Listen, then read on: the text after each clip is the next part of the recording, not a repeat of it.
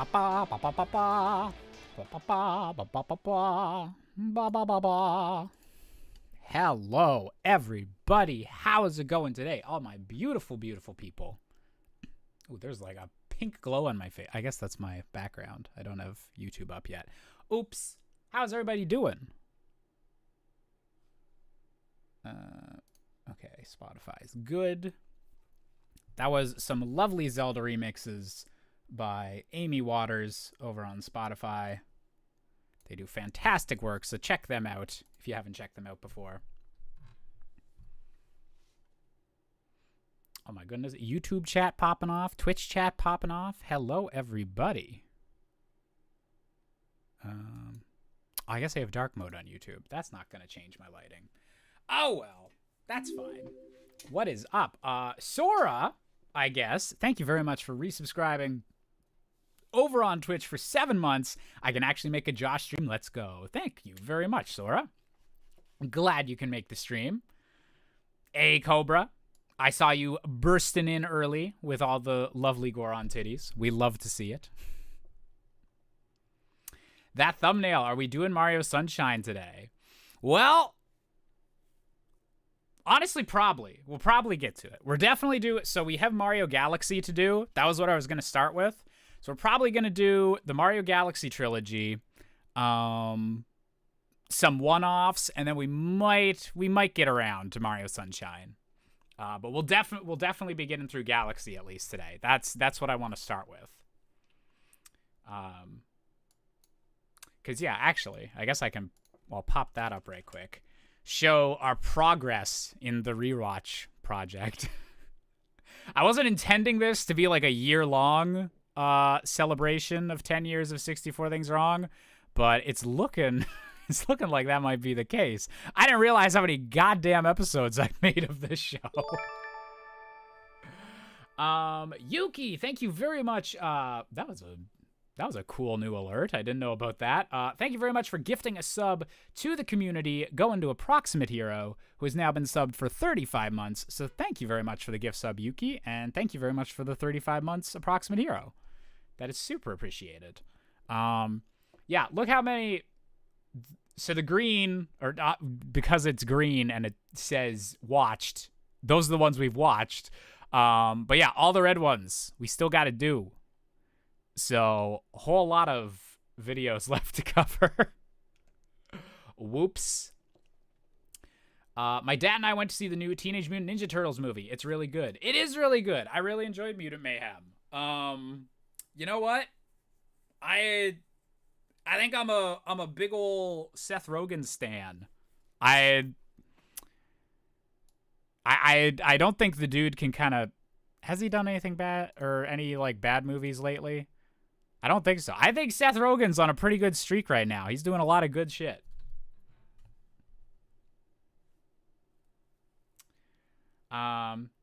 Is it just 64 Things or Rando 2? So I think today's just going to be a rewatch stream. But next stream we'll probably do some Rando. Sausage Party. Oh yeah, Sausage Party. How long ago was Sausage Party? The way they treated the animators on that was pretty shitty. I think the movie itself was like fine for the gimmick it was going for. 2016. Oh god, that's 7 years ago. Jesus. But yeah, pay your animators. But other than that, Josh, are you team Shiver, Fry, or Big Man? Is that... Oh, man. I haven't even touched Splatoon 3. I'm assuming that's... I think I saw about that. They're doing a Splatfest for each of the 3 mascots. Is that what it is? See everything he's been in on Letterboxd? Okay, I actually found out the other day. Seth Rogen is my most watched actor on Letterboxd. And I think I've mostly kept track of like all the movies I've seen over there. So I guess I just like supporting Canadian stoners. That's just that feels right.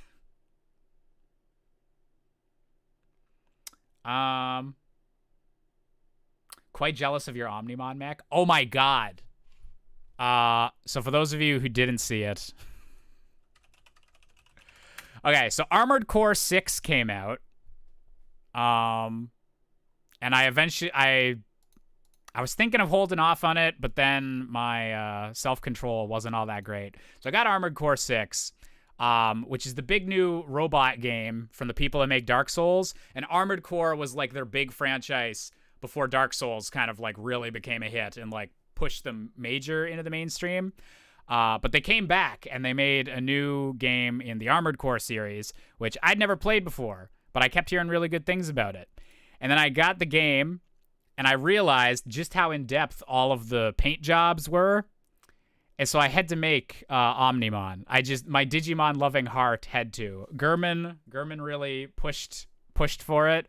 And yeah, I think I did a pretty okay job. The actual mech parts aren't fully Omnimon yet. I'm gonna need to unlock more parts and everything. But the paint job, I think I nailed the paint job. I think I'm pretty happy with that.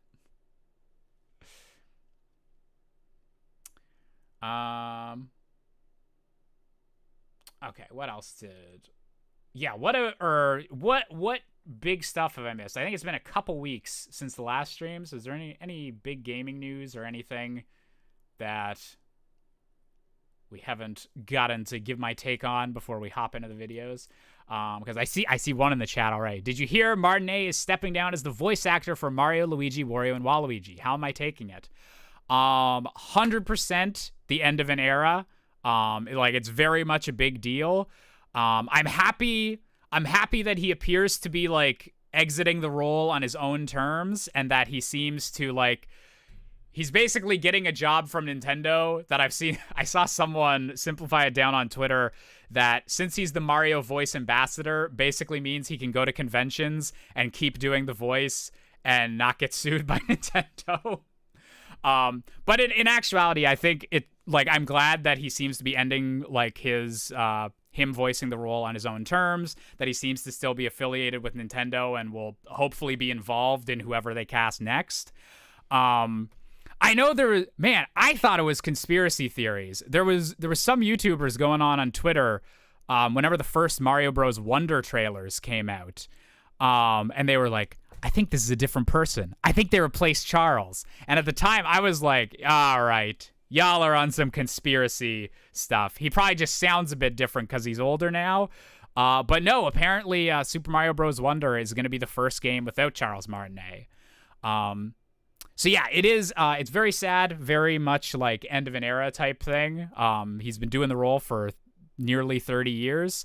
So it's definitely a big deal. But I am glad that it's like, I don't know, he didn't get like canceled or something or like something bad had happened to him. Like he seems to be deciding, you know what, I've been doing this for a while. I'm ready to retire and let someone else take a whirl at the character. And yes, also the fact that now his final line in a Nintendo project is both the double roles in the Mario movie of being like the original Mario voice for that little Italian joke at the start, and then literally being Mario and Luigi's father who gets to end the movie saying, "These are my boys." That's just great. That's a really good. If you're gonna have a final line like being involved in Mario, that's a good final line to have.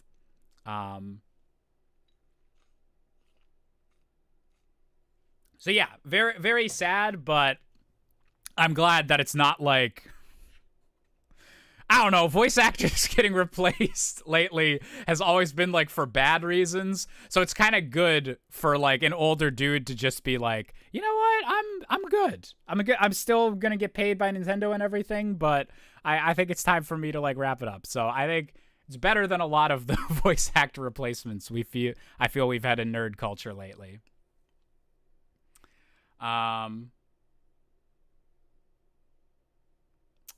So yeah, hope everyone's been doing very well lately. Just seeing if there's anything else I'm missing in chat. Oh, Baldur's Gate 3 is still amazing. If anyone's been playing that or been hearing stuff about that, very much enjoying that game. I think Tears of the Kingdom still gonna be my game of the year, but damn, Baldur's Gate coming surprisingly close, making a real good swing at that position for me.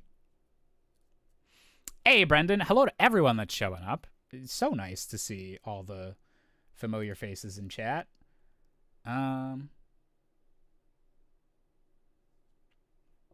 no problem, Game Master. And yeah, happy birthday. Can I get some happy birthday hype in the chat?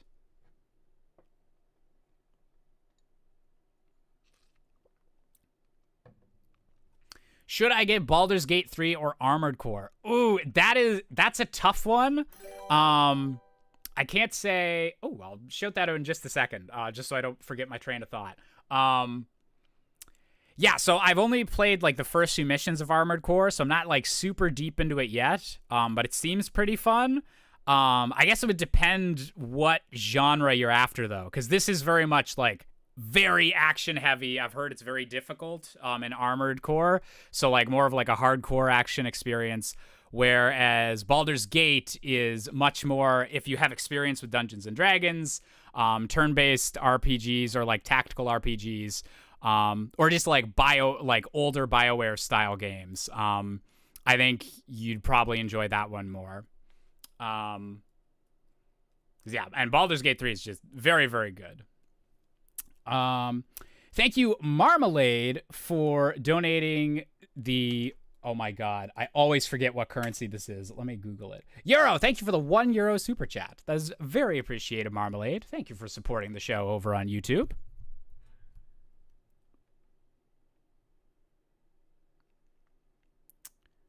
Oh,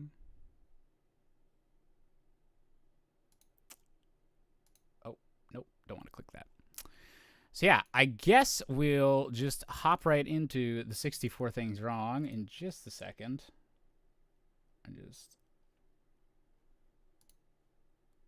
Twitch is not connecting to my Stream Deck that well, but we're just gonna roll with it.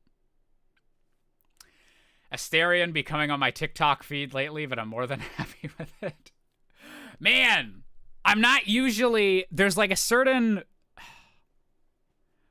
character archetype that I feel like Asterion is, and usually I don't like vibe with them in like BioWare games. Like there's there's some of the Dragon Age characters that I think he's kind of like a riff on the same personality type. But man, all of the party members in Baldur's Gate, I don't know if there's actually any that I dislike. Like there's a couple that I think are a tiny bit more boring than the others, so they're not in like my active party.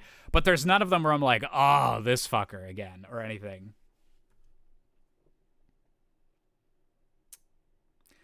Who am I romancing in Baldur's Gate 3? Okay, I'm romancing Shadowheart. I'm full on simp mode. But Karlach is my bestie that in another life we might have gotten together. But we're in more bro mode than true romance mode with Karlach. Been watching since I was in elementary school. I'm 19 now. Holy shit. Oh, that is the reason. That is the reason I do these streams, so that I can feel old as shit. Whenever the kids that grew up on my raunchy humor are now old enough for my raunchy humor. Makes me feel ancient, and I love it. I very, very much appreciate it. Thank you. Thank you, everyone that has been supporting the show so long, that's interested in having some nostalgia with me here. Can you romance Shadowheart and Asterion at the same time? I'm not sure. I know that Shadowheart, you can be in relationships with other characters while still being with Shadowheart. She's cool with sharing, as she puts it. But I don't know if Asterion is, because I haven't tried to romance him. Me and Asterion have been just vampire bros. So yeah, I'm not sure if Shadowheart and Asterion are like if you can have a throuple with them. But okay. I feel like we are ready for some... I almost said Game Grumps. Oh my god. Guys, I don't want to watch my old videos. Can we just watch some Game Grumps? Some like classic Mega Man 7 or something.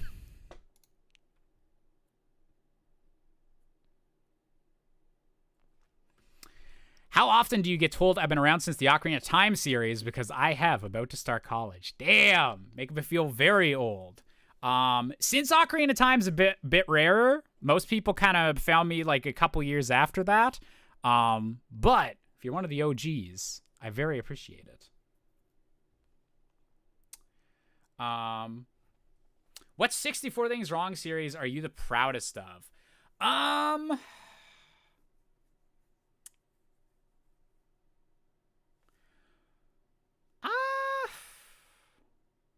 not sure, like, for series. Maybe Twilight Princess is probably the one where I feel like it's really high quality from the start, and I feel like it keeps up the momentum the whole way through.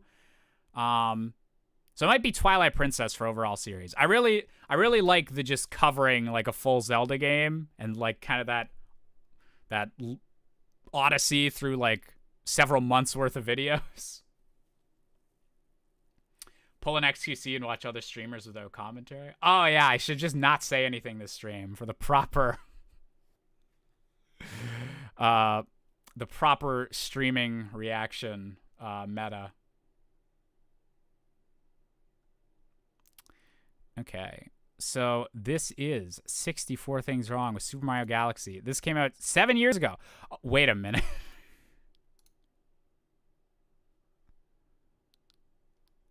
Wait a minute. Oh, okay. This came out the same year as Sausage Party. I was about to check if it was the same month because I still have the Sausage Party Wikipedia page up when we were checking that earlier. But this was an August movie, and this is May 2016. So, okay. So yeah, this is 64 Things Wrong with Mario Galaxy. This was May of 2016. This came out. So this was the first summer where I didn't have to get a summer job during university because YouTube was paying well enough that I could just focus on that for the summer. And honestly, that summer might have been this summer, the summer of 2016 and the summer of 2017 going into 2018, my first like year in Toronto. Those are probably my favorite years for being a YouTuber. Just everything was real good those years. That might have been like the highlight.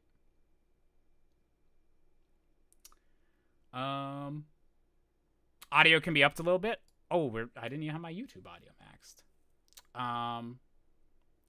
By the way, Seth Rogen animated movies. What are my thoughts on the new Ninja Turtles? Yeah, I think I said this a little bit. Had I seen Ninja Turtles already by last stream? Anyways, new Ninja Turtles is really, really good. I think it's getting the dude that made Superbad to actually focus on the teenager part of Teenage Mutant Ninja Turtles. That's just A+ idea. That's just a very good idea.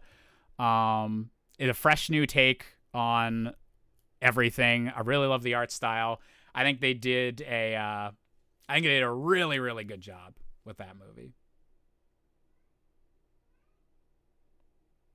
Oh, I can hear Percy meowing from upstairs. Hey, Tesla. Good to see you. Literally never seen anything Ninja Turtles. Is the new movie a good place to start? Oh, yeah, you would, like, it's completely an origin for them, like, in that movie, so you wouldn't have to have seen anything else.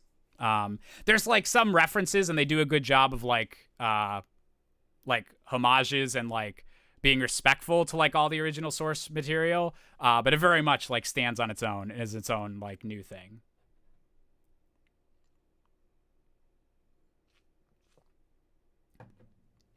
I don't think I've said this in any of these.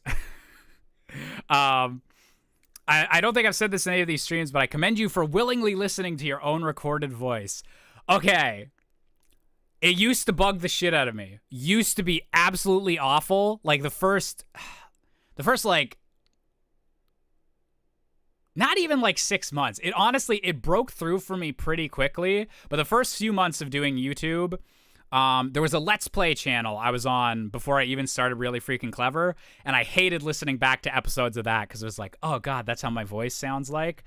But after a few months of doing like a YouTube video every week or two, something kind of broke through, and just all at once it was like, all right, I know how my voice sounds. I'm fine with it. And I was able to start like just ignoring that, and like it doesn't give me the heebie-jeebies anymore. There's still, so I'm way more likely to like cringe at like the actual content of a joke than like how my actual recorded voice sounds. Or if I like the actual recording quality of it is something I'm more likely to cringe at than just hearing myself recorded. But yeah, just to be clear, it's not like I've been so good at like, I'm so good at hearing myself recorded like from the beginning. No, I had that thing of like, I hate how I sound outside of my own head. But it's actually really weird. Not to pull all you youngins might not get it, but like I remember growing up, it was really rare to hear your own voice. Is anyone else old enough to have that be a thing? Because like now, everyone's got you got a smartphone and a video camera just always in your. Look at my Percy. Oh wait, look at my Percy background. Look at that bubbert. Yeah, now that we have like smartphones and it's just so easy to like make an audio recording or make a video recording at like any time, or like your friend can just like record you, or like you can commemorate like just random moments with video. Like now I feel like people can hear their own voices like outside of your head like pretty often, because whenever like you talk, what you're hearing is not what other people are hearing, because you're hearing your voice like from inside you. So it's always like, I think like deeper or like just different from what other people hear. And so then whenever you hear like recordings, it's just very weird. It's like, oh, is that how I sound? But like whenever I was growing up, no one had smartphones or anything, but we'd have like just the old 90s like video cameras. So like you'd only hear what you sounded like on like home movies. And so it'd be like once or twice a year, you'd get to like actually hear how other people like heard you. And then it was like super jarring. But I feel like now you're a bit more used to it, because you're just like, oh yeah, like it's pretty easy to like have video of you. Like even if you're just a normal person, like not even like a YouTuber or like content creator or anything like that.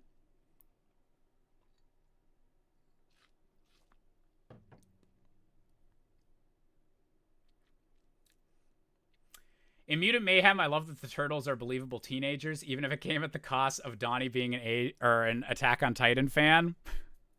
I love that they were like, okay, Donnie's the nerdy one. How are but everyone's a nerd, or like does nerd references on like TikTok, and just, like all teenagers are nerdy now. So how do we make Donnie the extra nerd? And they're like, he likes manga. He likes Attack on Titan and JoJo. They didn't give him any like really obscure like anime stuff to be into, but they were definitely like, yeah, we're gonna make this kid a weeb. I love it. All right, we'll start the video in a minute. I feel like I'm catching up with chat. It's been a couple weeks, so I hope you guys don't mind me being slow. As someone that's enjoyed acting, I'm wondering, have you ever struggled with watching yourself perform? That is, because I feel like now with like the voiceovers for videos and stuff, that doesn't bug me as much. But like watching old like theater performances, like my old like Evil Dead the musical, or any of the stuff I was in like early university, there's a lot of that where I'm like, oh, I'd make like better acting choices now, or like, oh, what are you doing with your hands, Josh? Like, yeah, the actual like on video, like on stage acting stuff, there's a lot more that I can like personally cringe about.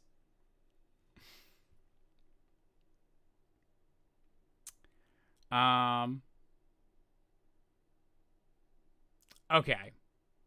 Hellsaw, thank you very much for resubscribing for 72 months. Oh my god, I think that is 6 years. Thank you very much, Hellsaw. That is super appreciated. It's time to cringe about our past selves. Are we ready to cringe? Are we ready to Super Mario Galaxy cringe? Let's do it. Disclaimer. Also, let me know if the audio is at a good level. I wear the wrist strap recording any of this footage, so do as I say, not as I do. Kids, don't try this at home. I know that it might seem cool to try and emulate your favorite badass Video's quiet. Oh, yeah. My OBS thing was too low. Let's try that again. Disclaimer, I guess. I didn't wear the wrist strap recording any of this footage, so, do as I say, not as I do. Kids, don't try this at home.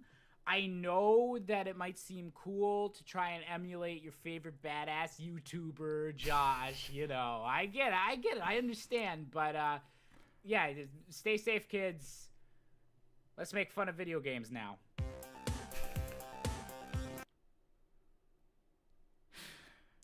Props to me for getting a full 30 seconds out of the the Wii Remote safety tips. That feels like a major throwback now. We feel like so much more removed from the Wii like now than it did back when I was making this video.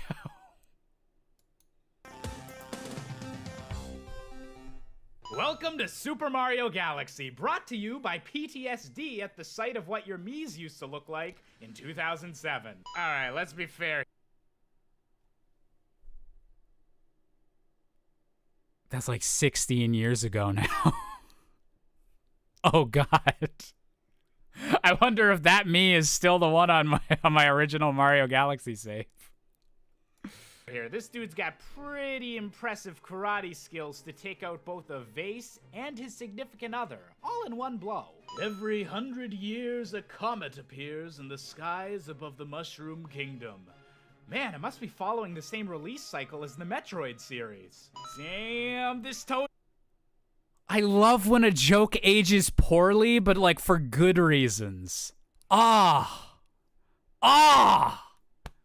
that's the aging like milk we like to see. Poor Metroid fans at the time. It was a dark era for Metroid fans around then, but we're in a better spot now. They've been eating pretty well lately. Now it's the F-Zero fans that need some help. Takes his lady out to see a meteor shower that only happens once a century? This dude is getting laid tonight. And thus the Toads worshipped their false god from the sky and doomed themselves to eternal damnation. Does Nintendo just not care about their obviously super intricate Mario lore anymore?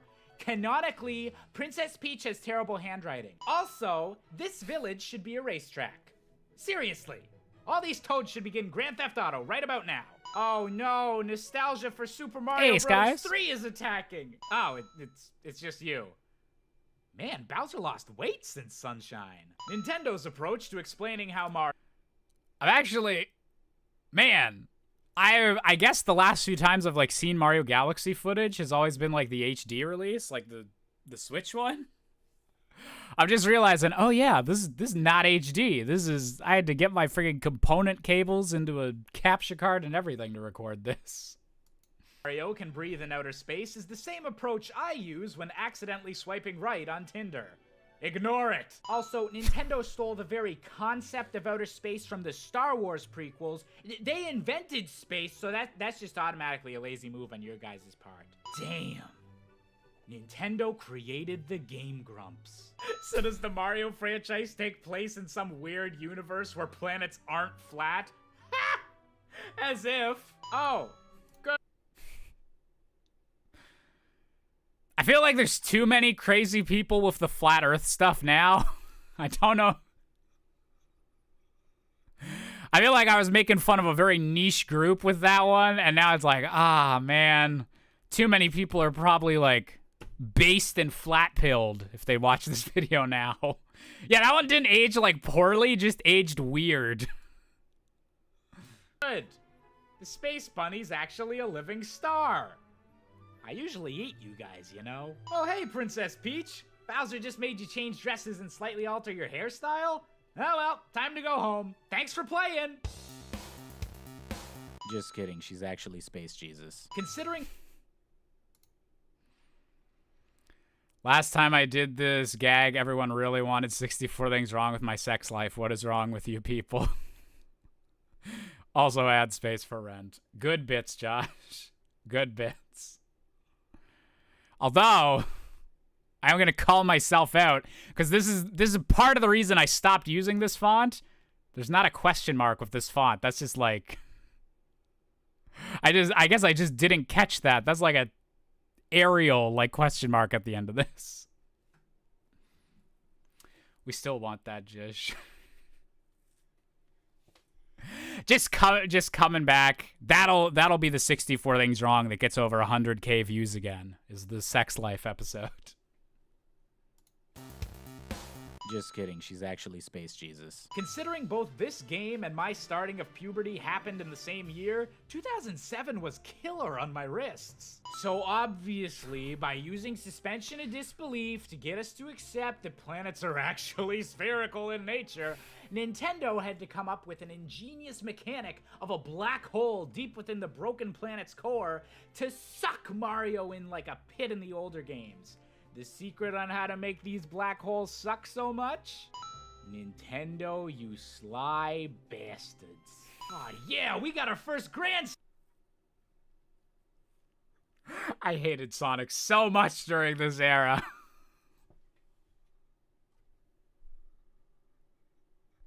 I'm such a... Man, I was actually thinking the other day, if 2016 era Josh knew what was coming in 2023, that they'd be releasing a new Sonic 2D platformer like 3 days before a new Mario 2D platformer. Oh, the time I would have. The time I would have. But now I'm just like, I'm really excited for the Mario game, and I'm happy for those Sonic beams. Yeah, put a quarter in the Sonic bashing jar. That'd be a good prop to have for my stream backdrop. Gurman could just have a little jar of quarters here. To be fair, this was the, let's make him a knight and a werewolf and an Aladdin phase of Sonic. Yeah, in my defense, Sonic actually did suck major amounts of dick during this period. But, however, I don't have to point it out so much, you know? Star. You know, a grand star. It's just like a regular star, but with balls on the end of it. Wait a minute, should I be censoring this? Welcome to the Comet Observatory, the hub world that barely even counts as a hub world. Seriously, they didn't even try to top Isle Delfino. Game decides to tease the possibility of another character while actually saving him for the sequel. What is this, Batman v Superman? Collecting something is... That one was weird. I actually gave the Cinema Sins delivery there. Game has this thing. Sorry, that was just... I was just like, my delivery was really different for that one. And then I realized I was doing like how Cinema Sins starts a lot of their things. Cute and colorful as the star bits literally makes my teeth hurt from sugar cravings. Welcome to the planet of the rolling rocky tits. And this, kids, is why you never breed a Goomba and an Octorok. Welcome to reused boss character models park. That is the highest resolution signpost I have ever seen. And right now, I have never ever related to a video game character more. Wow. Leave it to a Mario game to show you the inky black void that's waiting just outside the known universe, churning beyond the glimpses of what we perceive as reality. An abyss that stares unendingly back into your soul and knows that deep down, we all live on the pin of a needle, waiting to fall into... Ah, my favorite boss. You going through some shit at the moment, Josh? Wait a minute. Did I get ripped off by the Mario movie? Did the Luma steal its bit from me? Also, no actual shade to Comet Observatory. Comet Observatory is a very good vibe. But I do remember whenever Mario Galaxy first came out, I was a bit like, there's not like a huge space to discover type thing. But it like, they very much focused on like the aesthetic and just the pleasant vibes of like powering up this space station and getting it like back running and everything. So I actually do like, I think Comet Observatory does some really good stuff. anime. Alright, Super Mario Galaxy is finally the game where the 3D Mario titles begin to showcase some powerful costumes for Mario to uncover. What exciting possibilities are in store? Whatever could I— Ha! Fooled you. You thought I was gonna act all disappointed about the B-suit, didn't ya? Hell no, man. Only thing wrong about the B-suit is that I can't wear it the whole time. Although, let's be clear. Climbing around on the queen is freaking weird. Yuck. Sorry, lady, I'm not currently dressed as a doctor. That's just for the spin-offs. Wow, I can't believe Nintendo would just steal Harrison Ford's likeness for their obviously Indiana Jones-inspired character. I mean, look at that! Blatant stealing. What kind of evolutionary path does a beetle have to go through to get a target on its back? It's supposed to be survival of the fittest, not survival of the jump on me, please God, jump on me. Oh yeah, I'm getting major flashbacks to 2007. And at least twice a day ever since then. You know, Super Monkey Ball is like 400% less fun without the monkeys. Can you imagine a world where all around you, as infinite and unyielding as eternity, stretches visions of your past? Huh. I'm gonna sue the Luma, I think. The size of Bowser in Super Mario Sunshine. Holy crap, it's like Shadow of Colossus. Ha, ha, ha, ha, ha, ha. Gravity is weak. What was that where I was giving Donatello shit for being an Attack on Titan fan? God damn it. That song is a banger, though. Aw, they made a spaceship shaped after their favorite drug. How cute. Where's my meth ship? So, is this the part where we Spider-Man kiss? You know, you'd think that a black hole would easily be able to suck up a friggin' wooden boat. I wonder what's in these ones. Yeah, not as bad, but still pretty awful. Alrighty, what's the mini-boss for this gonna be? Oh. Oh my. Anyone else weirdly turned on at the moment? An entire level made out of cake? Guess I don't need Peach anymore. Bye-bye, princess! Again with the 2000 Now a bunch of you are going to be pausing this video to try and get some sort of resolution of the 64 things wrong with Josh's sex life joke, but the joke is on you because my sex life is obviously the most perfect sex life that has ever sexed to sex. Why would I even complain about something like that? It's not like I'm secretly very lonely and reaching out to you through a second-long gag in a freaking Mario Galaxy video. What kind of loser would do that? Oh my god, I'm just so alone. Somebody please love me and save me from dying alone, please. Oh no, what am I? Jesus.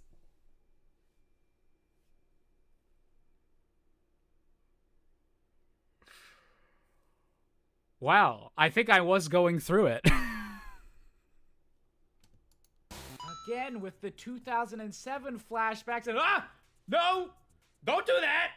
Don't ever do that! Seriously, what does riding a manta ray have to do with motion controls? Bowser's apparently got an entire space station that acts as a constantly shooting super weapon, and yet he continues to keep attacking Peach's castle in every other game with a frickin' boat?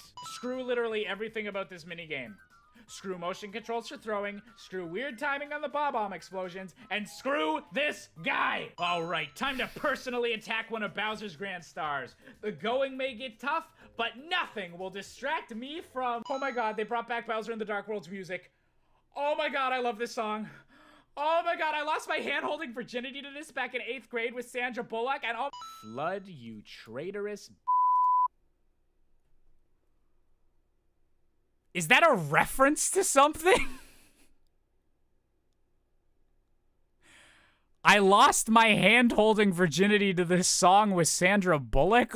Can anyone parse that?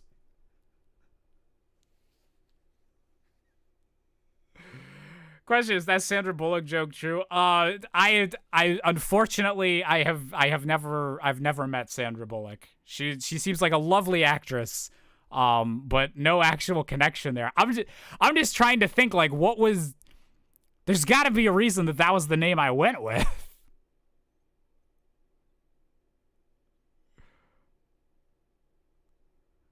Was there a Sandra Bullock movie that came out that— that's what I'm, like, trying to think.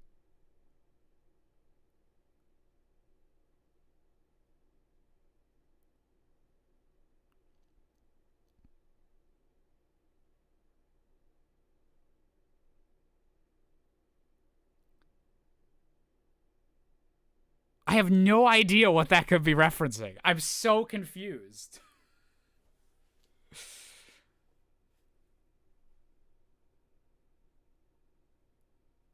Just 2007 pop culture. Like, maybe? Was Sandra Bullock just the first person I thought of when I'm talking about, like, 2007, 2008? I'm so confused about that one. Anyways. Man, this game's got a worse understanding of how gravity works than a Japanese game that involves boobs. Alright, we get it. Nostalgia for the original Bowser Castle levels. Can we stop it with the rotating fire sticks? Okay, this should be a grand confrontational moment between two legendary combatants, but seriously, why are his eyebrows waving in the wind? That's not how eyebrows work. Come on, he's got 2 eyebrows. I'm allowed to count it for 2. I don't tell you how to do your job. So what is this? What are we fighting on? Some kind of glass sphere with a little lava lamp in it? What are you, Bowser, a space hippie? This entire fight is just Nintendo stroking its ego. Look at what we did. Look at how cool this planet's having orbits thing is. Look at it. Mario, if you just hit him in literally any other direction, he'd have float off into the darkness of space. You'd never have to deal with him again. Don't whip out on us now. What is this, Lin-Manuel Miranda's Twitter feed? Oh my god, that is the most niche joke I've ever made, and it's not even funny. What is wrong with you, Josh? Well, I think... Did I predict the Lin-Manuel Miranda hate train? Did I predict people turning around on Lin-Manuel Miranda? That was... Damn. Okay, this would have been before he got to do, like, any of the Disney movies or, like, any of the stuff that made him, like, really big. This was just when he was known for writing really good Broadway musicals. And I remember he's not active on, like, Twitter or social media anymore because people, like, ran him off it. But, like, at the time, he would tweet. If something was funny, he wouldn't put, like, LOL or anything. It was always, bah ha ha ha ha ha ha ha ha, was always what it was. So that was just like a niche, like, musical theater Twitter reference that's aged kind of really weirdly because now Lin-Manuel Miranda is way more famous and people don't like his theater kid energy. That's another, this episode's just aged in really weird ways. None of them bad. Like, none of these have been like, oh, that joke's a bit too edgy now. It's just, like, weird. That's very weird. I think that just about covers the first third of it. His Disney music is absolutely incredible, though. Okay, I can get people not entirely vibing with the theater kid vibes of Lin-Manuel Miranda. As a theater kid, I'm allowed to say theater kids are fucking annoying. I can say it, you guys can't. That's our. Anyways, but anyone that tries to, like, spin around Lin-Manuel being a bit cringe into, his songs aren't that good, you are on copium. You are coping hard, and you are deceiving yourself. That man writes banger after banger. That is what he was put on this earth to do. In the Heights is amazing. Hamilton has aged a little bit weird politically, but all of the songs are amazing in that. We Don't Talk About Bruno. Everything from Moana. What's the Kraken Under Pressure song from Encanto as well. All of that man's songs are amazing. So anyone that tries to spin the, like, this dude's a little bit cringe into this dude can't write music, you are fucking lying to yourself and your nation. Bullshit. Surface Pressure. That's the song.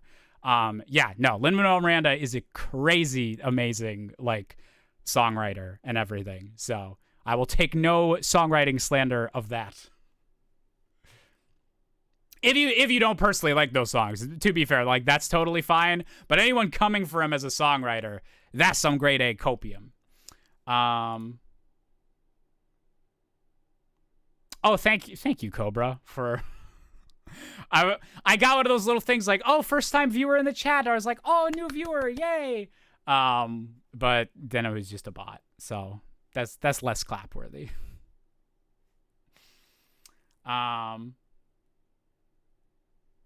As a theater kid, go see Theater Camp. Ooh, I think that comes out on, like, Disney Plus in Canada, like, within a couple weeks. I'm excited to see that movie. I'm excited to cringe along with my fellow theater kids to that movie. Been a minute since I got to swing my band hammer. You're like Thor, get him back in the swing of things in Endgame. This game, and who knows, maybe if demand is high enough, I'll make this into a series. Goodness knows we've still got a lot of costumes to cover. Fire Mario, Ice Mario, strange Japanese animation Mario that you accidentally clicked on while looking for normal porn, but then you get kind of invested in the plot and the boobies, and oh my god, 2007 was such an awful year for me, and why did I have to? Hey there, if you enjoyed this video, why not hit that? Julian, thank you for the first super chat of the stream. $5 through super chat. Jish, any plans to make a new 64 Things Wrong with Metroid Prime since Remastered is out? Also, I hope to see a 64 Things Wrong with Skyward Sword. Skyward Sword, I definitely want to happen at some point. I'd really love to cover all the 3D Zeldas eventually. 64 Things Wrong with Metroid Prime. I would use the remastered one if I do a new episode of that.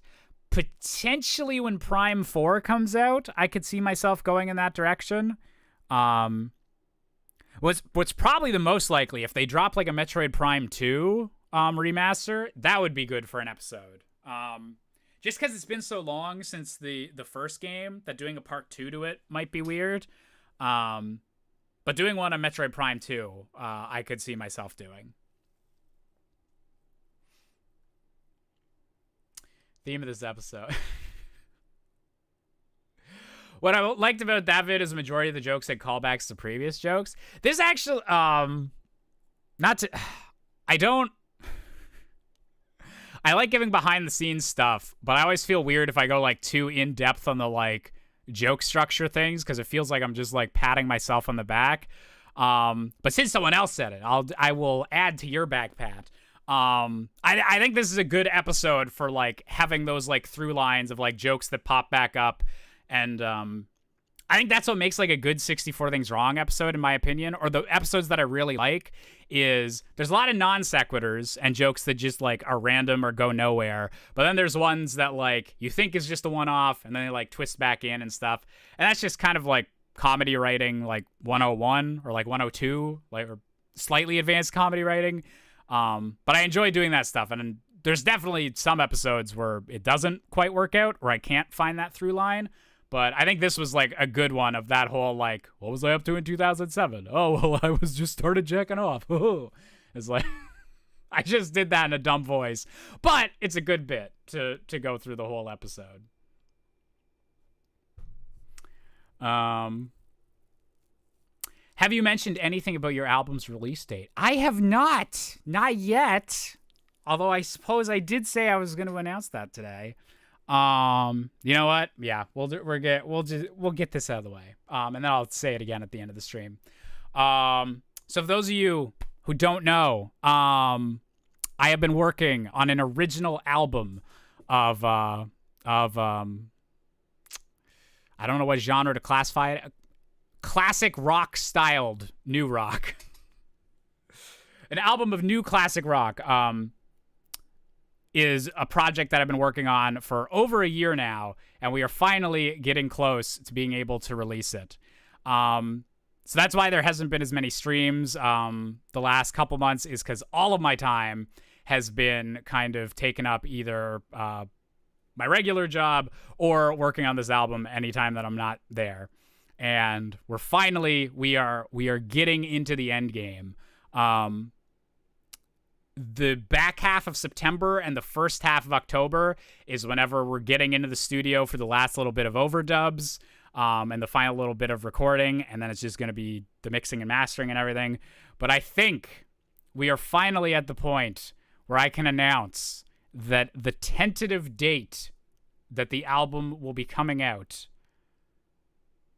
drum roll please, the date we are currently planning for, if something bad happens, it could still be pushed back a bit, but it will be coming out this year, or within a few weeks of this. But the date that we are aiming for to have it out, November 10th, 2023. So first couple weeks of November, is when it's going to be releasing. There will be at least one single coming out before then, either the end of October or the very, very start of November, like November 3rd or something. But yes, I am finally at the point where the end of this process is close enough that I can actually say a release date, and that's what we're aiming for.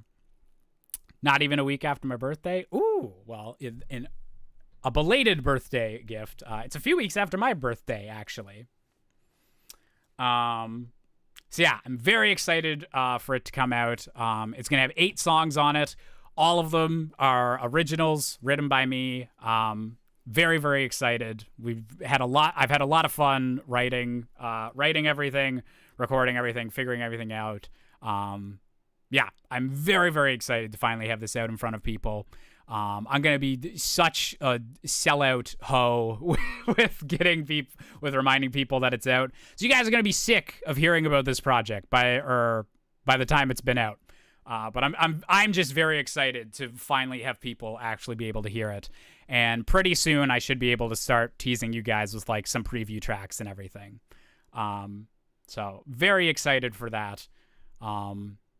I just want to say thank you everyone that's been like, or that said really nice things about Zillion Million. Because that is, if you've noticed, Zillion Million, if you listen to that on Spotify or iTunes or anything like that, that has been updated. The name of that song is now Zillion Million Demo Version, because the version that will actually be releasing with the album is going to be so much better. Everything's like actually recorded, like in the studio, actual drums, not a drum machine.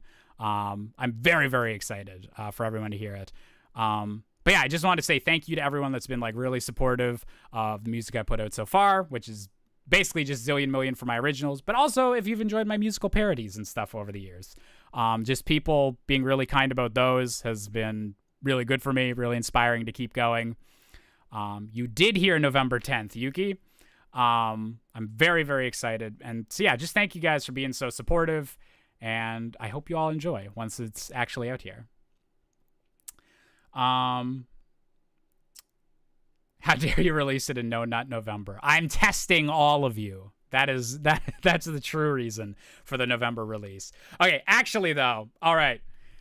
So I'll say, now that there is an actual date, I can kind of tell this story. So initially, I was really hoping to get it out in October. I wanted it to because my birthday is October 25th, and I was like, having it come out around then, that would just be really nice. Very end of October. It just feels good. We're not getting too close to Christmas. And so October 20th was what I was aiming for. October 20th was kind of the internal goal. And then that is when both Spider-Man 2, which is a little concerning, comes out, but also Super Mario Bros. Wonder. And I was just like, okay, it's a video game. It's not an album that's releasing the same date, but I know that all of my like pre-built-in audience, all of you guys are going to be more interested in Mario that day.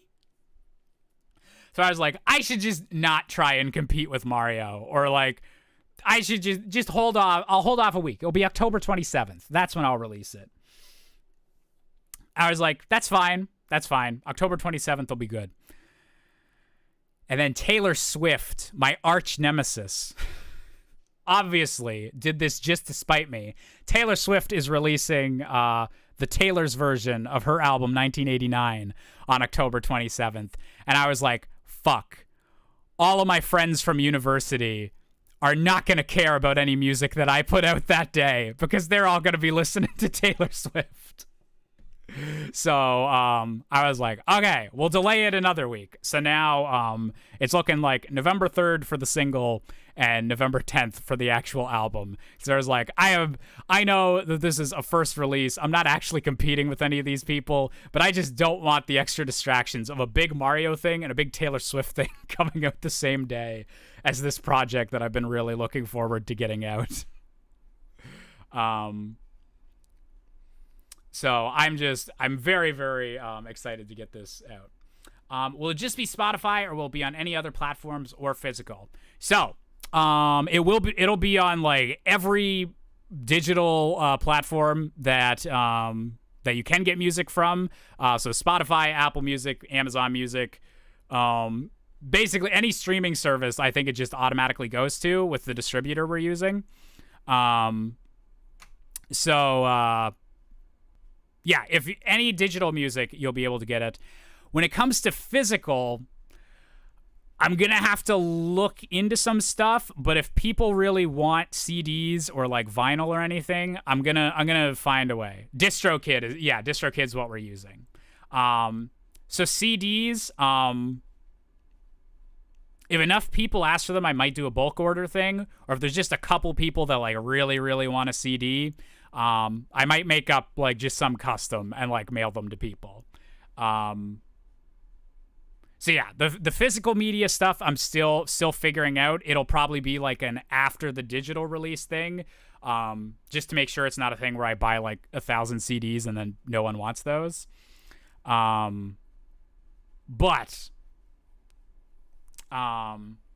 it's something I'm interested in because I know that like when people want to like support a band or things, like they like having the physical copies.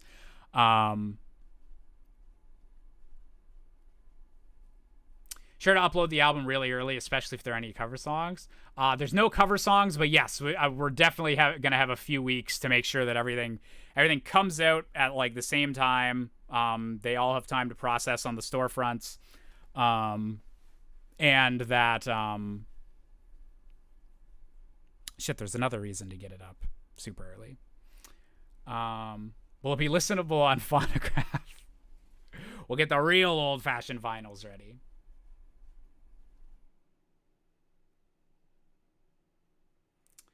Oh yeah, the Five Nights at Freddy's movie also comes out October 27th.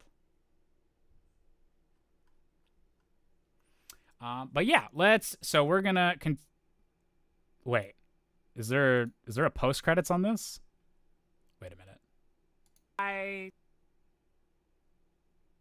This totally isn't a ploy just to get the video over 10 minutes, so then I earn like I think it's like 30% more ad revenue. That's not what this is.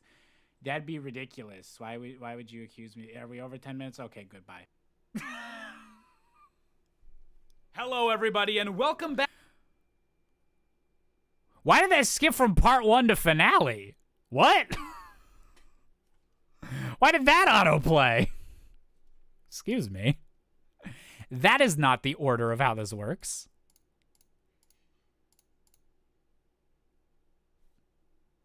How rude.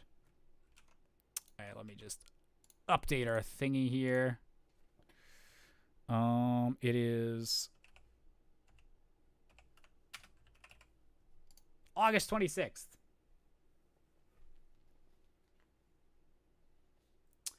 YouTube can't count. October is a big month this year. Video games have just been crazy with the releases. Like, I'm still trying to wrap up Baldur's Gate. Armored Core is, like, hitting pretty big for a lot of people. We're less than, like, a week away from a new Bethesda game. I'm really hoping that Starfield winds up kicking ass. Yeah, there's just so much stuff. So much stuff. Okay. Hey guys, this video is sponsored by Mario Amino, a great new Wow. app that lets you connect directly to Wait, other when did this Mario episode fans come out? all around the world. You can Oh, this share was your the favorite end of fan that. art, participate in This is 7 years and 1 day ago this came out. Damn.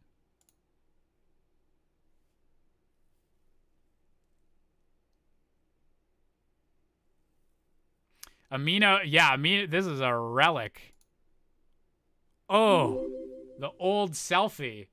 Really freaking clever. Damn. Vmon, thank you very much for resubscribing to Twitch Prime for 3 months in a row. 56 months total. Thank you so much, Vmon. Super duper appreciated.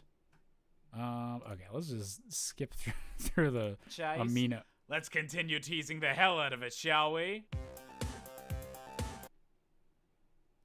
That's, without context, that sounded kind of sensual. Josh, what are we teasing here? Welcome back to Super Mario Galaxy, a game that takes place in the deepest, darkest reaches of space, yet still manages to torture me with a frickin' water level. If I want to swim, I should talk to the penguins? Note to self. Kill all the flightless birds. Nintendo's back at it again with the best writing in video games. Wow, collecting way too many shiny triangles in the middle of the ocean? I didn't realize we were recording 64 Things Wrong with the ending of Wind Waker. Disclaimer, it would take him like 5.5 more years to do that. It's not how islands work. Or gravity. Really, that thing's disobeying every law of physics there is, so I ain't picky. My first time collecting a star in a Mario game in over 3 months. It's just like riding a bicycle, boys. Sometimes you poop yourself. Whoa, Rosalina's library is open? That sounds amazing. Like a great chance to get some backstory and fully flesh out the... Ha! Just kidding. What do I look like, a frickin' nerd? Only nerds read books or watch YouTube. That's right, person watching this right now. I'm gonna steal your frickin' lunch money. Oh, you want 600 pieces of candy? What are you, me after a breakup? Or me after a long day? Me after basically any mild inconvenience? Me? Wait, so this entire second mission on the beach planet is literally just jumping in the water, smacking a shell away from a penguin, and going back to the surface? That's less gameplay than a friggin' walking simulator. Come on, guys, the least you could do is give me some real challenge, or maybe even... Never mind, I'm good. Does anyone make walking simulators anymore? That's like, man, I remember at the time that was like a big, like, just thing of contention. Like, these games where you just walked around and got told a story, basically, or like, without a whole lot of interactivity. And there was always like a whole lot of debate is like, does this count as a game and everything? Death Stranding, like, kind of, but Death Stranding has like a whole mechanic over making it easier to like walk places and like use vehicles and stuff. Like, I think that's the Strand type gameplay. Yeah, like, I guess Death Stranding, but it used to be a big like indie game like thing. And I feel like I just haven't heard of like, or there's been none that have like broken through like the zeitgeist in a long time. I haven't like even heard or seen the phrase like walking simulator in forever. Like Stanley Parable might be like the last one cause that got like a big re-release. But man, that like genre just disappeared. That's actually nuts. I haven't like thought of that at all in years.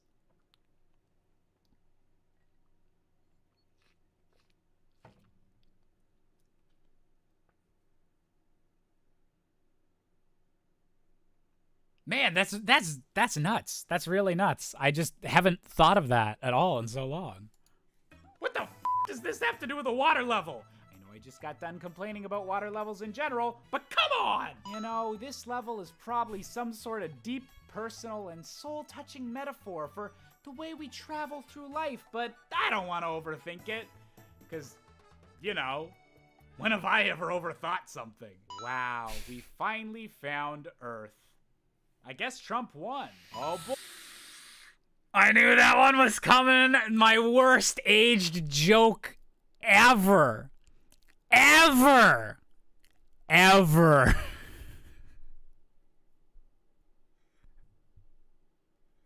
2 months before Trump got elected, I thought it was wise to make a look at what Earth's gonna look like if Trump wins.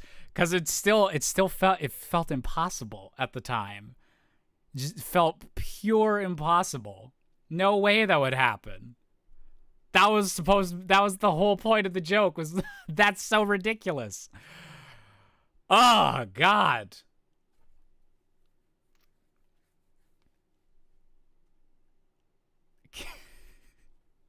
Can't we put the Obama, Trump, Biden years behind us already? I mean, considering Biden's still in the White House and Trump is running again, unfortunately fucking not, it seems. Oh Oh, dear. I don't like how right I was.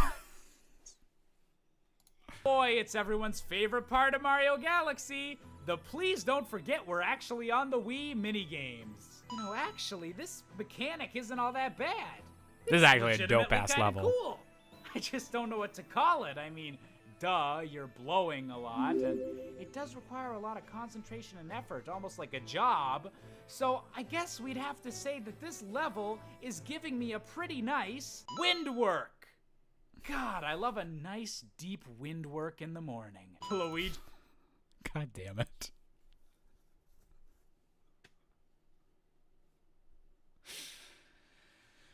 A lot of y'all were saying you were watching this in elementary school. I'm feeling a little bit bad about that. Fretz, thank you for resubscribing with Twitch Prime for 41 months. What a rough week. Terry Funk, Bray Wyatt, Bob Barker, and the OG Harley Quinn, Arlene Sorkin, all gone. Rest in peace. Oh, damn, I hadn't heard about Harley Quinn and Terry Funk. But yeah, the Bob Barker news was really sad today. And then everyone made literally the exact same joke. I'm very curious who was the first human being to like connect the brain cells of like, he hit 99 without going over 100. I wonder who was the very first person to think of that joke. But yeah, obviously all the RIPs to them and their family. 99 years is a damn good run, though. In the Haunted Mansion? Everyone knows only girls can bust ghosts. What the heck is Luigi doing here? This is Halloween. Pumpkins scream in the dead of night. Because Mario killed him. I won't settle for a boner joke. Wait, so why are all these statues of Bowser everywhere? I mean, according to Mario lore, the Boos got their own king to worry about, so why would they be worshipping Bowser? Are the Boos that are out in space somehow rebels from their own king and switch their allegiances to Bowser Koopa? Check out my super convoluted timeline analysis video in 3 parts, exclusive now on YouTube Red. Oh man, Luigi, I'll get— I like how, at the time, that was probably, like, a little bit of an exaggeration, but now you probably could. Okay, yeah, YouTube Red is actually really aging that joke. But I feel like you could find, like, what are the allegiances of the Super Mario Galaxy Boos, like, video essay in 2023. I have a really fond experience with the Galaxy Things Wrong series. It was 2020 New Year's Day, and I was working as a crew member on a cruise. I had close to no internet, and after partying a little and calling my girlfriend and parents, went to sleep and used my last hour connection to watch whatever came to my mind. It was this series. Aw, that's really touching. Yeah, that's actually really touching. Thank you very much, Charnay. One of the things that like really gets me, like I enjoy people like just enjoying my content in general, but whenever it's like, I guess they associate it with like a certain time in their life or like there's a specific moment, that's always like, aw. Like, yeah, like I lost my mind whenever some people were saying, oh, I use your song as like my ringtone. I was like, oh my God, that's so fucking cool. I'm like so honored. Was the Game Theory series on YouTube Red any good, or was it just Game Theory again? That must be what I was making fun of there. I don't think I ever watched it. I don't think I watched any of the YouTube Red shows. There was, I guess YouTube Red's been dead for a while. There was, for a little bit, there was talk of me getting a YouTube Red show. There was some early discussions whenever they were doing, I guess it would have been like their third wave of content or something. But I was in like a group of creators that we were going to talk more about it. And then it was one of those things that they just kept dragging it out. And then it was like you read in the news like months later after not hearing anything, oh, Google is shutting down YouTube Red. And it was like, well, I guess that show is not happening. So yeah, imagine that timeline. That was like partially why I initially moved to Toronto, was because there was a decent chance we were gonna film something or film the show in the at the Toronto YouTube space they had. But they closed that shortly after as well. as well. So yeah, very weird to think about like the alternate universe where YouTube didn't shit the bed with their original programming.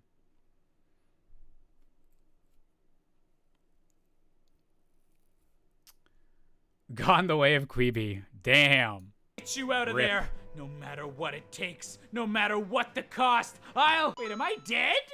This wasn't part of the plan. What the Insert stupid fan theories about Mario being deceased all along right here. Wow. Damn, I'm Luigi's mean to memorized Matt some Pat Cersei this episode. Lannister lines while he was locked up.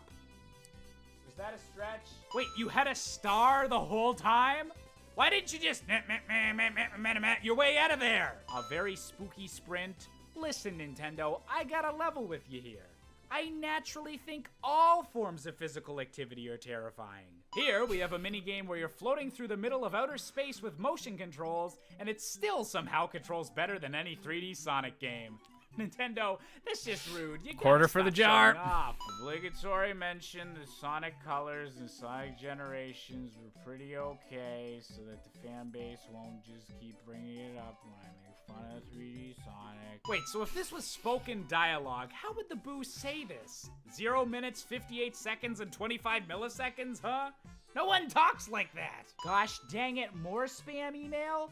What if I missed some important messages because of this? I'm still waiting to hear back from that Nigerian prince I gave my credit card info to. So this guy's name is Bouldergeist? Bouldergeist? LOL at the punny name, but what the hell is this guy's story? Is he a rock that died and couldn't make it to rock heaven? Rest in peace, David Bowie. I hope that someday I love someone as much as Nintendo. Damn, that would have been fresh at the time. That was good little loop around, Josh, but oof. Nintendo loves bosses with giant floating hands. Wow, a Bowser level with a fleet of space boats? That's crazy. This is my surprised voice, can't you tell? I really hope he doesn't try to— Oh my god, is that another boat? And it's a small one this time. Da-na-na-na, we unlock the next generic-looking hub room. Do we really want to go to the center of the universe? According to No Man's Sky, there's just randomly generated planets out there. Oh, and penis aliens. You know, I think this Luma is hitting on me, and I just can't decide if I like it or not. All right, literally any joke I could make right now would not be as good as the music to this level. I could be collabing with frickin' George Carlin, and we wouldn't be able to come up with a joke worthy of this song. I want this melody to be playing during the birth of my first child. I'm not even joking. And sure, the mother may object at first, but once she listens to it and really appreciates— Oh, wabbit, twine to one isn't really freaking clever. Whoa, if this guy wasn't so— That's the one. That's the joke that'll finally get me canceled.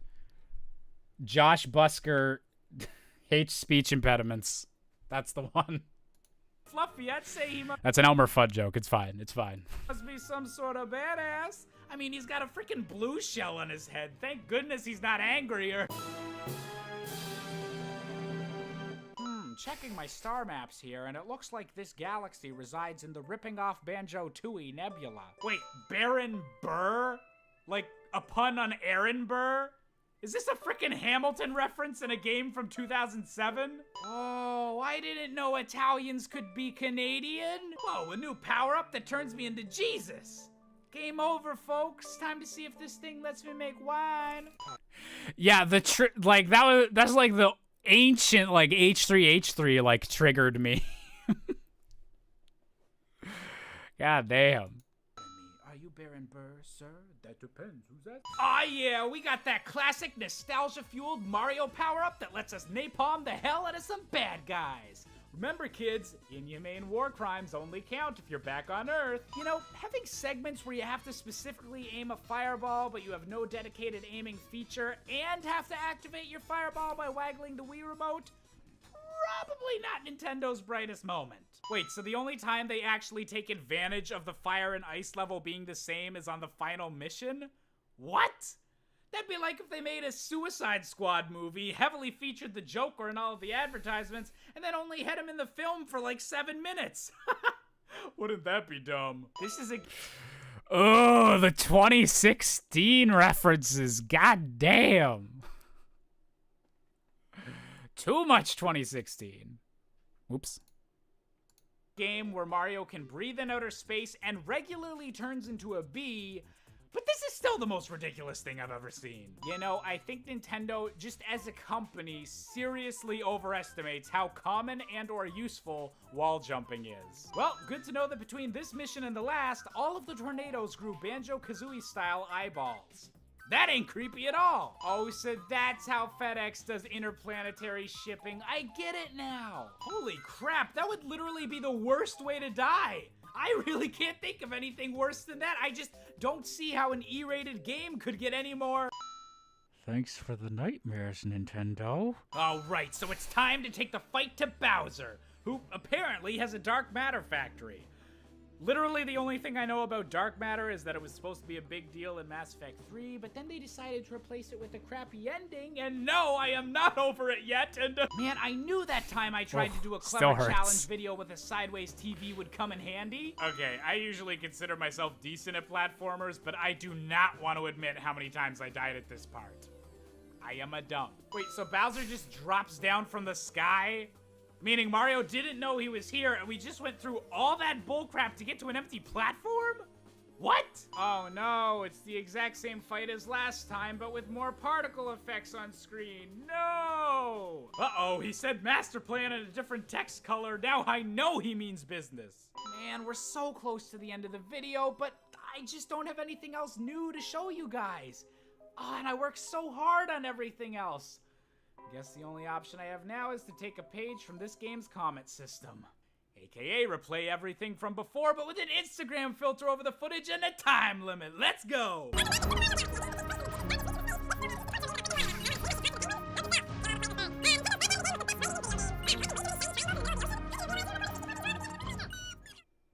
Well, that sucked. Hey there, if you enjoyed this video, why not hit the... I didn't. I hated this video. I hated everything it stands for. Screw you, Josh. How could you do that to me? How could you do it? Mario does have some pretty gruesome death animations. It is a lot some days. Okay, let's... I hear Percy meowing upstairs again, like the bubbert flubbert he is. All right, one more episode of Mario Galaxy. Chipmunk Jish. We love to see it. Okay, so this one came out. Damn! This is like almost a year later. Yeah, this would have been right after. Yeah, no, I made this right after I moved to Toronto. So this is like everybody. 10 months later. Hyrule Champion, thank you for the $5 super chat. That is super duper appreciated. Thank you so much. For 64 things wrong with Mass Effect, you can't romance Tali in the first one, and it takes forever to get her in the other two. I was always a Liara boy myself. Probably would have been Garrus if A, the devs weren't cowards, and B, I was more open to the whole bisexual thing back then. But yeah, Tali is a queen, and it's weird you can't romance her in the first one. They actually kind of, I feel like they realized, like, damn, everyone loves this character. I guess we need to make her romanceable in the sequels. Thoughts on the Galaxy games? I love them. I think they're really, really good. It's really hard to say which... Mario Galaxy 1 is probably like the better one just because it was original, and like the framing with Rosalina and just like getting the Comet Observatory back up is just really, really nice. But Mario Galaxy 2 is like an amazing platformer, like level design wise. Just so much fun, so much creativity. Hey, Tic Tac, really good to see you. Thoughts on Sunshine? I like Mario Sunshine. It has some really iffy spots that can be a bit more annoying than they would be in another 3D Mario game, because you need to get every shine in a level up to the Shadow Mario shine in each one. So there's not as much freedom of like just skipping like some of the shittier parts of the game. And there is some shitty parts of that game. There's just some of the shines that are just ugh. But in general, I reject kind of the Sunshine backlash that I feel like's happened the past few years with people saying it's not as good as the other 3D Marios. I still really like that game. Ashley, thank you very much. Thank you very much, Ash, for resubscribing with Twitch Prime for 30 months. Yeah, thank you for the 30 months. That is, wait. Is that 5 years? 2.5 years? That's 2.5 years. Thank you for the 2.5 years, Ash. Very appreciated.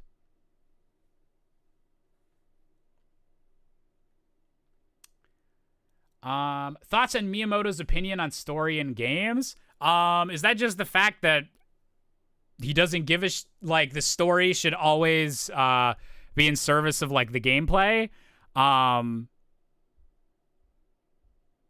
I don't have anything against that. I'm glad there is other people that do like really focus on like stories in games and everything, but I'm very okay with like Miyamoto and like Nintendo in general kind of having not caring as much about the story and like really focusing on the gameplay and building the story out from that. Even if it doesn't like fit with the lore or like connect together as well as we're kind of like more used to and more cinematic storytelling. So I don't have a problem with it.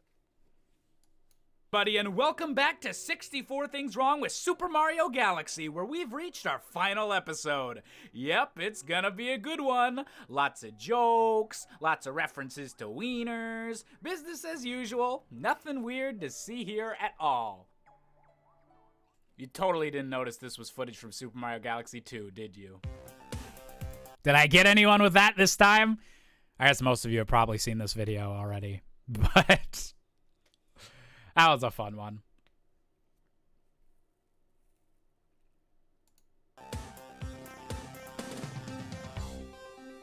Welcome to Super Mario Galaxy, the game that insists that the citizens of the Mushroom Kingdom have the technology to travel through outer space, but haven't quite mastered how to send an email yet. Seriously, princess, you put 5 green mushrooms in a FedEx parcel, you know what they're gonna get? Soggy. Or lost. Or sat on. Really, there's a billion ways that FedEx could screw that up. Alright, does anyone know why this game has so many bees and trees levels? Was Miyamoto going through a phase? Was he just really into honey? Computer, bring up a photo of Miyamoto circa 2007. Oh. I guess that would do it. So like, what are these actually supposed to be? I mean, I get the gameplay significance of them. They're rolling Indiana Jones-style boulders with tiny weak spots, but like, logistically, why do these rocks got nipples? Look, I'm not gonna stoop so low as to make an LOL Mario's on shrooms joke, even though there's some weird-shaped ones right here. But come on, it's not like there's anything trippy in this boring tree world anyways. I mean, where am I? What did I take? Why are my pockets filled with dozens of condoms? Look, I already did the Elmer Fudd joke.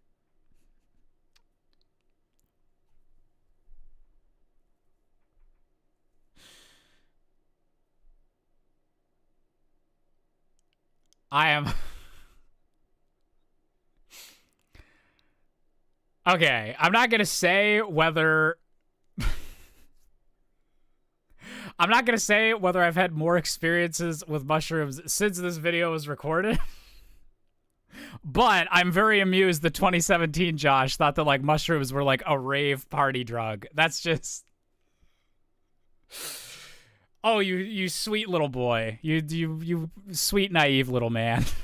Last video, and that's pretty much the only Bugs Bunny villain voice I can do, so Thuffering Thuckatash? You're a bee. Why the heck would you need help getting into the air? Also, for a second question, the f is a cataquack? Oh god, get it away, get it away! The memories, they're horrible! So like, is the implication here that a bunch of spacefaring bees came to Delfino Island, abducted a bunch of these weird duck things, and now keep them in pens to help launch them in the air? Guys, last time I checked, slavery is bad. Even when it's bees and ducks. Welcome to Planet Minecraft. Stay away from the bushes. That's where the screaming Let's Players past their prime tend to hide. Look, guys, the perfect metaphor. Wait, what? What about Let's Players past their prime. Even when it's bees and ducks. Welcome to Planet Minecraft. Stay away from the bushes. That's where the screaming Let's Players past their prime tend to hide. Look, guys, the perfect... It's kind of amazing that I was making a Minecraft Let's Plays are overdone joke in like 6 years ago. And I feel like Minecraft Let's Plays are still a very big thing. Damn. Perfect metaphor for capitalism. I think they outlived me. Or communism. I don't know, there was a lot happening on screen while I stepped away for a pee break. Take your pick. Then again, maybe it's just a metaphor for getting chased by an angry blue bird that scientifically has a corkscrew penis. You know, the piranha plant's slowly being nerfed over time into being vulnerable. Blighter, thank you very much for resubscribing for the 59 months. 1 month till 60, mine. I'm getting old. LOL. Oh, wait, that's just 5 years. Blighter, it's been 59 years. That was the 59-year sub badge. You'll always be here. Thank you very much, Blighter. Jump attacks in the Mario universe is one of the saddest tales ever told. First, they just let Yoshi hop off ya, then you can get murdered by a fat Italian plumber's boot. The state of the world today is sickening. You know, I just can't tell whether or not this is physically possible. You get it? Weather? Seriously though, a cumulonimbus shouldn't possibly be doing shenanigans such as this. Yeesh! A massive mecha- Rubrina, thank you for resubscribing for 64 months. Can I get some hype in the chat for that? 64 months. Also, hi, I'm home from Ren Fair. Oh, I hope you had a good time, Rubrina. And thank you for the 64 months. Some extra 64 things wrong with being sub that long hype. Thank you guys so much. You almost got a friggin' hype train all the resubs that just happened in a row. That's a lot of 60. I love the emotes popping up on screen. I love that I added that. A turret that shoots spheres of water? Where the heck was this thing during Super Mario Sunshine? That game would get a speed run in 30 seconds flat if I had that, baby. Alright, I know this is just a one-off mini galaxy, but seriously? Ghosts? In a water level? If you guys are gonna combine my two least favorite things in the world, you better be combining some of my actual favorites as well. So I'm just gonna sit here and wait until we unlock the Pizza Sex Galaxy. That's the face I forgot that's where this is from. Sex Galaxy. Alright, so here's a question. How badly do you need to get f***ed up to get a scar in a Mario game? I mean, our homeboy gets regularly thrown into lava without anything bad happening, and this guy's looking like freaking Kylo Ren. Oh, please don't let me have to fight him. Please, please, please. Oh boy. Going through rings. This is so much better. You know, it's always great to see Nintendo drawing inspiration from the classics. Speaking of classics, are Mario and Cosmic Mario preparing to race using the Naruto run? What the fuck? Look, I'll be honest, I misread this as Tool Time Galaxy at first, and now I'm just really sad that I won't be having Mario fight Tim Allen. Take a shot every time Nintendo has a completely different design for a Mecha Bowser. You'll eventually be drunk enough to come up with this design for Mecha Bowser. Finally, a boss battle where my apparent need to make everything about screwing comes in handy. Look, all you gotta do is replace one of these Marios with Goku, and suddenly, my middle school fanfiction dreams are becoming a reality. This isn't exactly what I had in mind, though. Where's the kissing? We finally find Bowser's next hideout, and this dude just says, we can only hope they are not misusing the power of that poor Grand Star. What do you think they're gonna do with it then? Play a few rounds of Mario Party? They can't. I'm Mario. I bring the frickin' party. They can't have it without me. Look, Bowser Jr., I'm sure Bowser's a swell guy, but if he's determining his love for you as a father by the amount of Grand Stars you've got, that's not healthy. Maybe you should visit the website that sponsored today's video, daddiesthatcare.com. Find yourself a daddy that takes your needs into account without ever being too soft on you. You're guaranteed to have a daddylicious time at...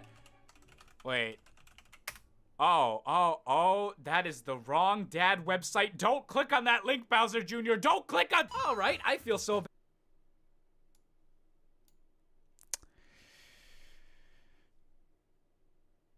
All right.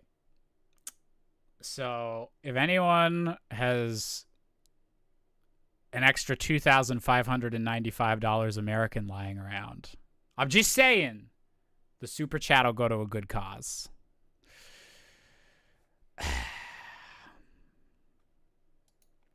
Just saying. I'm actually very glad that didn't like pop up like porn sounds or something as soon as I typed that in. That could have ended bad for my streaming career. Bad about the implications of that last joke. I'm not even gonna make the prerequisite tentacle porn joke. Sorry, anime fans. Now that we've recovered so many grand stars, the beacon is almost too bright to look at. That's why I've decided to keep standing directly in front of it, so you need to stare almost point blank into its eye-searing radiation. Enjoy the tumors! Look there, up in the sky. Is it a bird? Is it a plane? No, it's a crappy palette swap of Mario that makes him look like Shadow the Hedgehog. Why couldn't they just put wings on his hat again? Also, seriously, this is literally a Superman pose. Could you just stop ripping off one of the best games ever made, Nintendo? Blighter is the daddy that cares. Thank you. Are you freaking kidding me? A second Water and Ghost level? That's it! I demand Pizza Sex Galaxy. Where is it? Give it to me! Look, I'll just settle for just Pizza Galaxy, but Nintendo, you're on notice. Look, lady, I know you're angry at the moment, but if we could just sit down and talk for a second, I've got a great deal for a website that might solve all your troubles. Oh, no. DaddyTheCare.org this time. All right. Is this a cheaper one? Oh, that one doesn't even exist. There's not even like someone perched on it trying to sell that. All right, actually, wait. All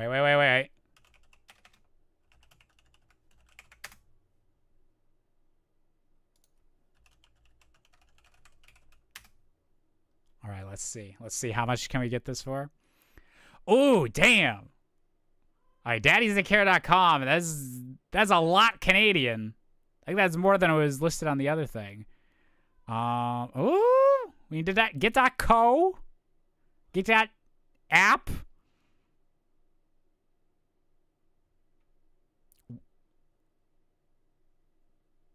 What the fuck are you suggesting to me?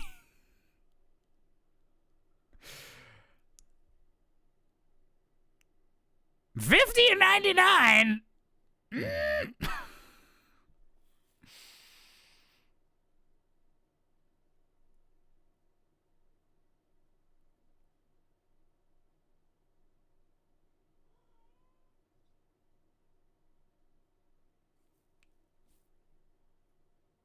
I might actually have to buy this. If it's $16, I might have to do that and just have that redirect to whatever the link is like for the album.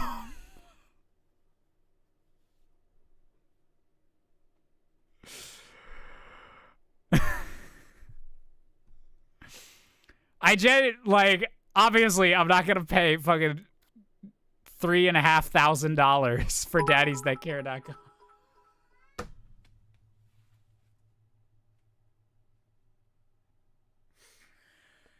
Sorio, thank you for the 1,600 biddies. Because, dude. All right, I'm not gonna do it on stream just because I'll probably have to put in like credit card information and all that stuff. But I will take those bits, and I will those bits are specifically put aside so that I can get that so I can take that domain name and I will have that redirect to like my YouTube or the album.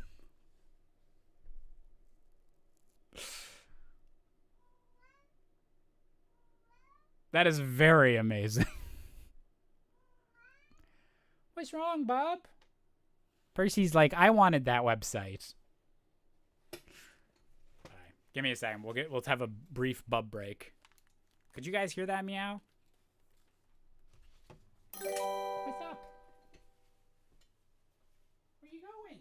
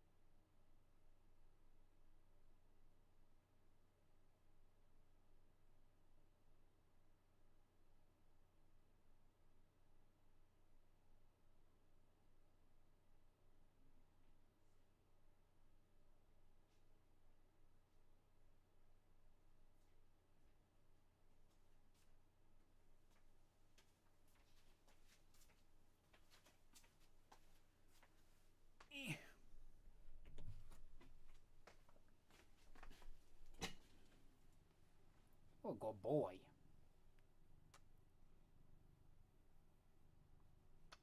You see the people? What? What are you doing? You just wanted so much attention. Oh my goodness, Bob. Okay, all right. Wait, you had something on your back. Give me a second. He had something in his fur. What's wrong? Where you going?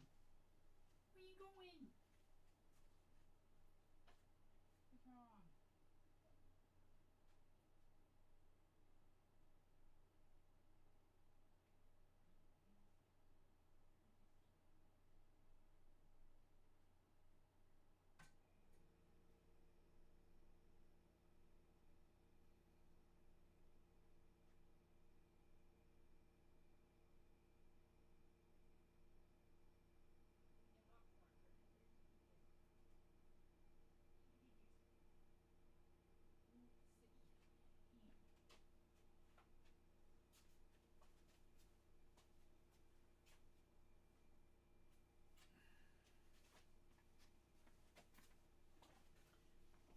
What if I just held you like a baby? What then?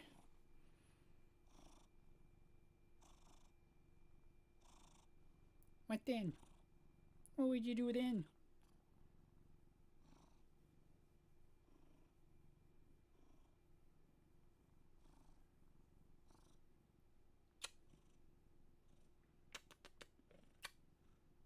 All right, you can get down. Silly boy. Oh, did you guys hear the purring? He literally, the reason he was meowing at first, he was like standing by the doorway. And so I went over to pet him. He ran into my room, hopped up on the bed, and just like showed his belly. He wanted belly pets.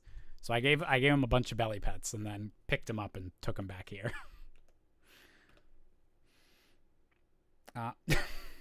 Damn. Brendan the Gamer, so very sorry that I missed it while going to get Percy, but thank you for the $15 super chat. Holy shit, that'll put you at the top of the YouTube chat for a little bit. Here, buy it. I will definitely be getting the daddiesthatcare.org domain name. That is super appreciated. Thank you, guys. It will be put to good use. Getting the Daddies That Care thing for, hopefully I can get a 2-year deal out of it. Hopefully I can get them to lower the renewal price. But that's good. I forgot about these URLs. Oops. Nope, sorry. That one actually was for parenting. My bad. Hey guys, come look at this massive melon. You know, it's actually impressive that they managed to make it nearly the entire game without having a world that's essentially just a giant frickin' spaceship. Then again, I think it's a rule that literally every work of fiction that's even closely related to sci-fi has something called a dreadnought in it. In the real world, that's my penis. Guys, stop shooting melons at me. I'm in more of a nut mood at the moment. That wasn't even a sexual joke. That was just a food pun. Get all y'all minds out of the gutter, please. Really, game designers? I just want almonds. You guys think this is tricky? You guys ever think of a little thing called Adobe Premiere? Easiest puzzle ever, baby. Oh. So that's why normal people don't do that. You know, it says a lot about this game that Super Mario Odyssey is gonna have to add real-ass humans to be considered even weirder than Galaxy. So apparently, this final normal world of the game actually takes place between 2 stars, which, really, that just makes me see a new hope in a brand new light. Look, I'm not trying to apply... I like the having to use the 16-bit Star Wars music because Disney would nuke my channel from orbit if I actually used John Williams. This is exactly what hell looks like. I'm just gonna say it outright. Boiling lake of lava and motion controls, this is Lucifer's domain. Speaking of eternal damnation, look who's back with another round of follow me and swim through rings without any sort of time limit, because life is meaningless and so Actually is making the me want to star replay and- Mario Galaxy. All right. Maybe I got a little bit too emotional there. But we're at just about enough stars to finally tackle Bowser. So I say we take a short break. Let Rosalina read us a nice story and get all of our feelings under control. Oh my god. Oh my god. They just tore my heart out and threw it on the floor of a spaceship. Because this game's in space and she just wanted to find her mother again. But her mama's not coming home because she's dead. And now she's got a mute mama and all the little star things. And mama, you gotta go. Okay, forget I did that. It's finally time. We're about to head to the center of the universe and save Princess Peach once and for all. Rip. Are you ready to... Huh. You know, now that I think about it, single life's kind of been suiting me. But then again, I did promise I'd rescue her. Then again, I've heard Tinder in this area of the cosmos is pretty active, so maybe I should consider, You know, actually, I'm pretty sure Peach is the only one with the Netflix password. I'm gonna go save her. That's it. That's final. That's the right choice. I'm a good person. Unless... Okay. Josh, you No slut. biggie, no pressure. That's cool. Look, I know you guys are just trying to be cool. Was I actually crying? No. Acting. The entirety of my theater degree was building up to that one moment. And show off how far this adventure has taken us, but seriously? Desert planet next to an ice planet? Don't be stupid, you guys. You're gonna get sand in your popsicles. Nobody wants that. Hey, Bowser Jr., sorry for the confusion earlier, but I finally managed to confirm that the actual website you should be going to about finding a father figure is daddiesthatcare.gov. So...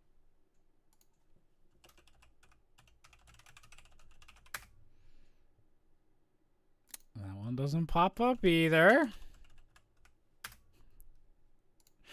What you got for me, GoDaddy?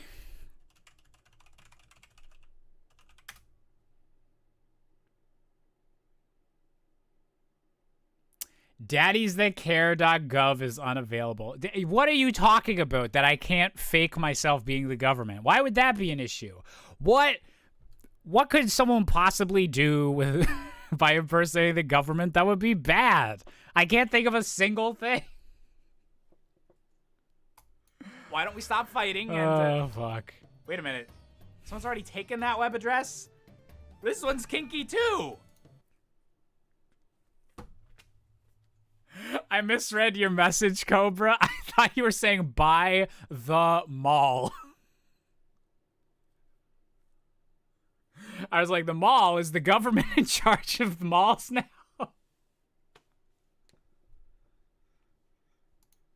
What kind of sick daddy Oh, would God. possibly... You. Wait, so you're gonna try to create an entire galactic empire? That's a lot loftier goals than any of the other games, dude. Maybe you want to read some economic books? Some business planning? How to expand yourself without going bankrupt? I'm sure a fellow such as yourself would want to invest wisely in today's socio-political climate and... Oh, never mind. We're right back to shooting fireballs and running around spheres. You know, at the end of the day, I guess people don't change. Well, people and sexually charged red-haired dragon turtle dudes. And bam, the universe is saved. And all it took was throwing my enemy of nearly 3 decades into the sun. Don't you wish all problems could be solved so easily? Oh, come on! It's over, Bowser. I have the high ground. Oh, you're just gonna collapse the whole universe. I mean, I guess that's a way to get rid of the high ground advantage, but, you know, bit of a dick move, bro. Are you seriously telling me that this bright and colorful E-rated platformer ends with all of the cute little star dudes you've been befriending and helping over the course of the entire game, sacrificing themselves to prevent complete and utter annihilation from Bowser's black hole? Why did you have to go and make a Mario game sad? Oh, they didn't die. They just got transformed into baby galaxies that cry like real babies. That's so much less weird than what I had in mind. Also, why is Rosalina now the same size as she was in comparison to Mario? Is in that one piece of fan art I saw that one time where everyone was naked and Rosalina was giant and putting things. Congratulations, Lumas. You've put all of the life forms of a dozen different galaxies in the same small town, which totally won't cause any overpopulation issues. Wait a minute. This is literally how Mass Effect 3 ends. What the fuck? You're seriously gonna end the game by zooming out on levels I don't even get to play? Did you guys already know you'd be doing a Mario Galaxy 2? What's the deal here? Is this a sequel grab? You expect me to just fork over money and keep playing this nonsense? Nuh-uh, ain't happening. I mean, sure, this game was pretty fantastic and probably one of the greatest artistic creations in the history of mankind, blah, blah, blah. But come on! You didn't even give me the one level I asked for, and I just think that's really freaking rude, and oh my god, it's so beautiful. Pizza Sex Galaxy lives, baby! Game of the year, game of the century, game of the Hey there, did you enjoy this video? Why not hit that like button, hit that subscribe button.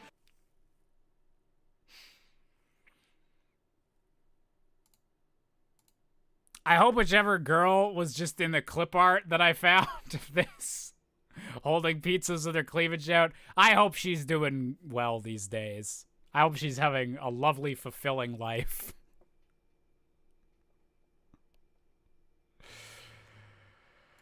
Oh, Pizza Sex Galaxy. Iconic. Iconic. All right, so that is 64 Things Wrong with Mario Galaxy. I like that trilogy. That's a good little trilogy of videos. Why am I saying that I've been putting in the wrong dates for these episodes? Whoops. Let me just fix that. All right. Okay.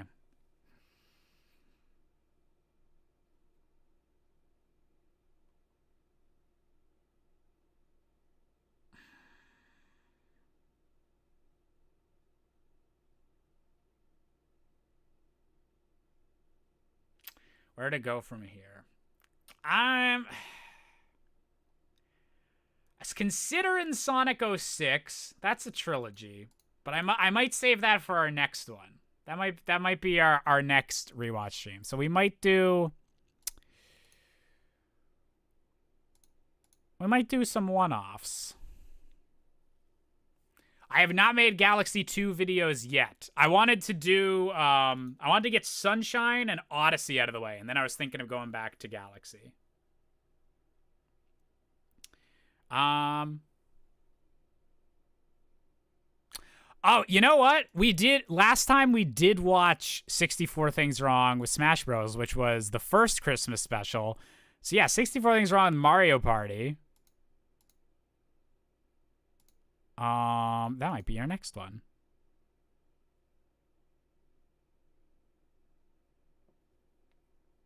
Have you done the comments? We have done 4 of the 6 comment videos.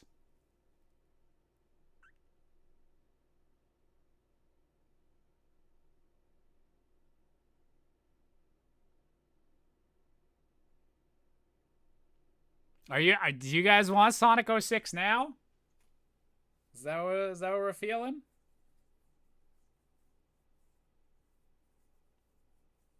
Pregnant Waluigi? Is that one of the ones I still have left to do? Yes, it is. That is the next comments video.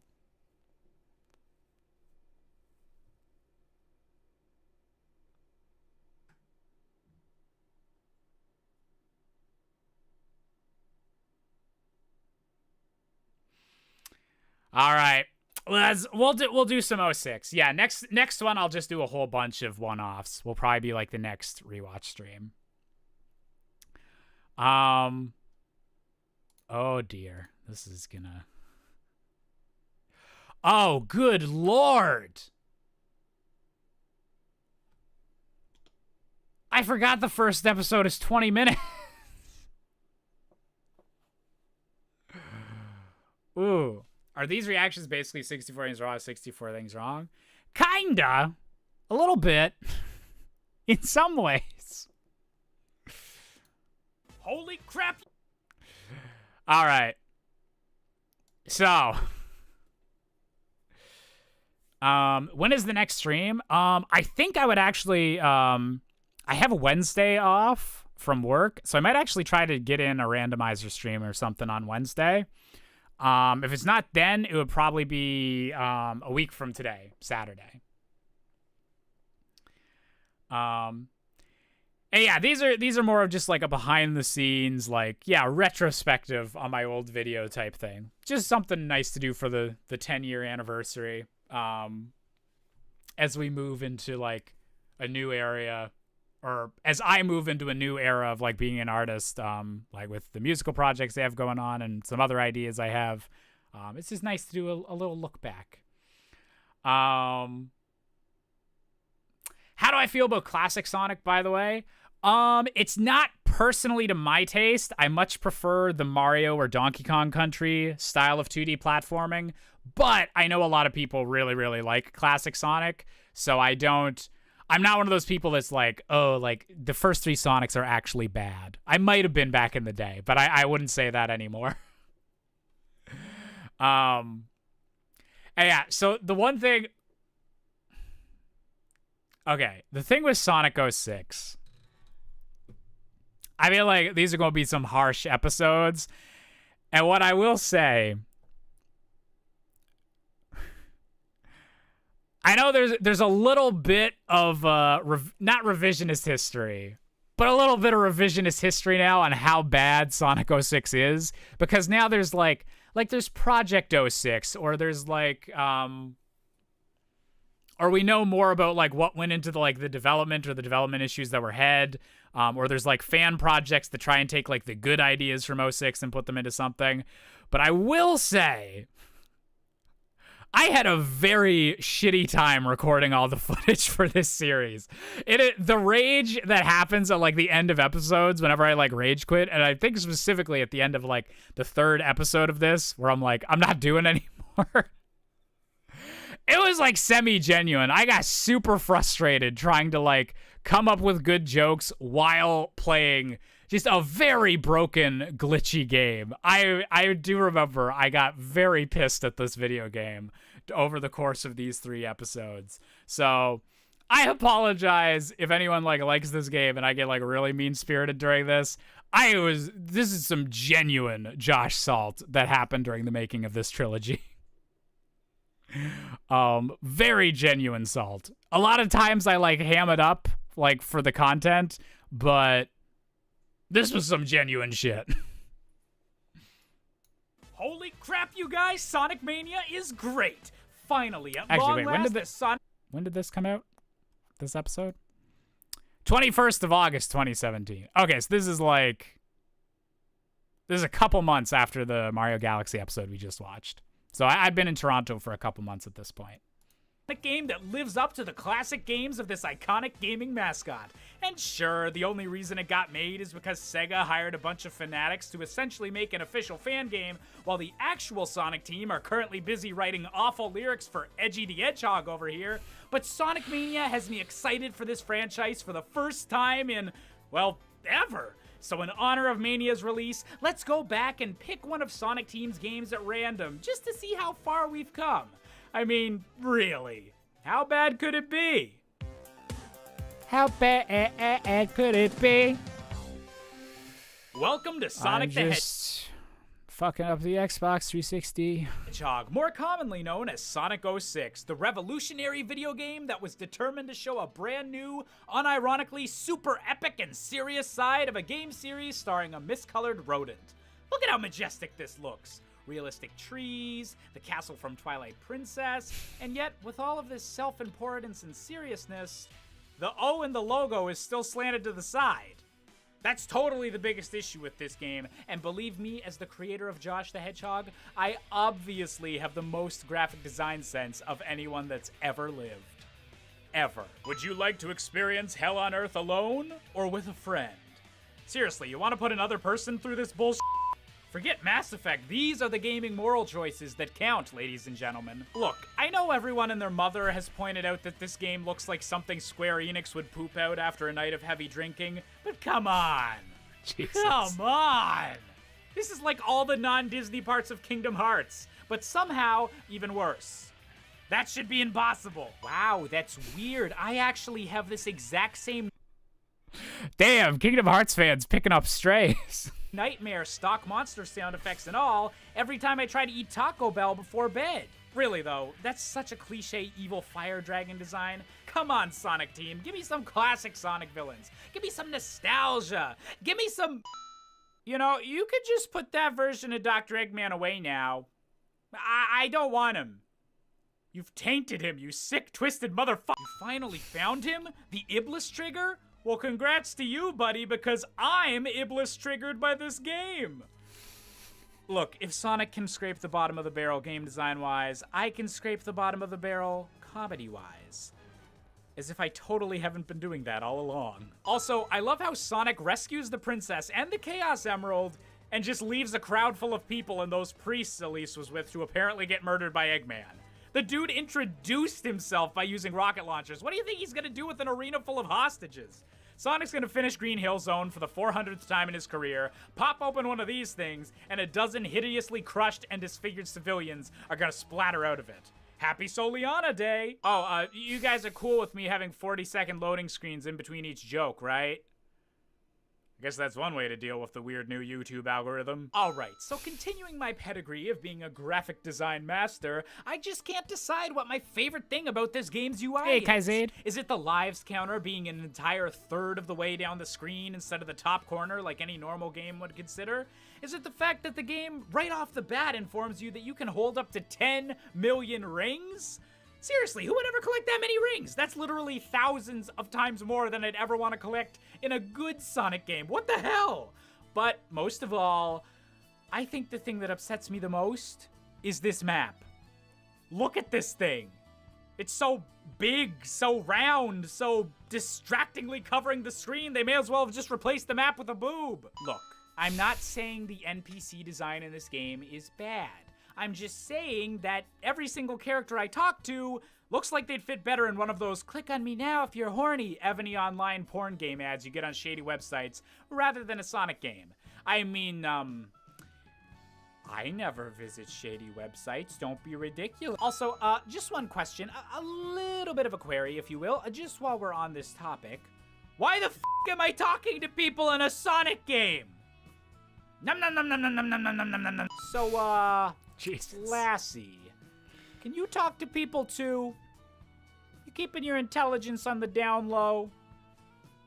Have you ever considered making out with your owner? All right, ladies and gents, put on your running shoes because after meeting Alberto Robert, aka the most famous Sonic character ever that for some ungodly reason legitimately has a page on the official Sonic fan wiki, we're ready to finally start going fast and beginning our next-gen Sonic adventure. I mean, we all call it Sonic 06, but this is really called Sonic the Hedgehog.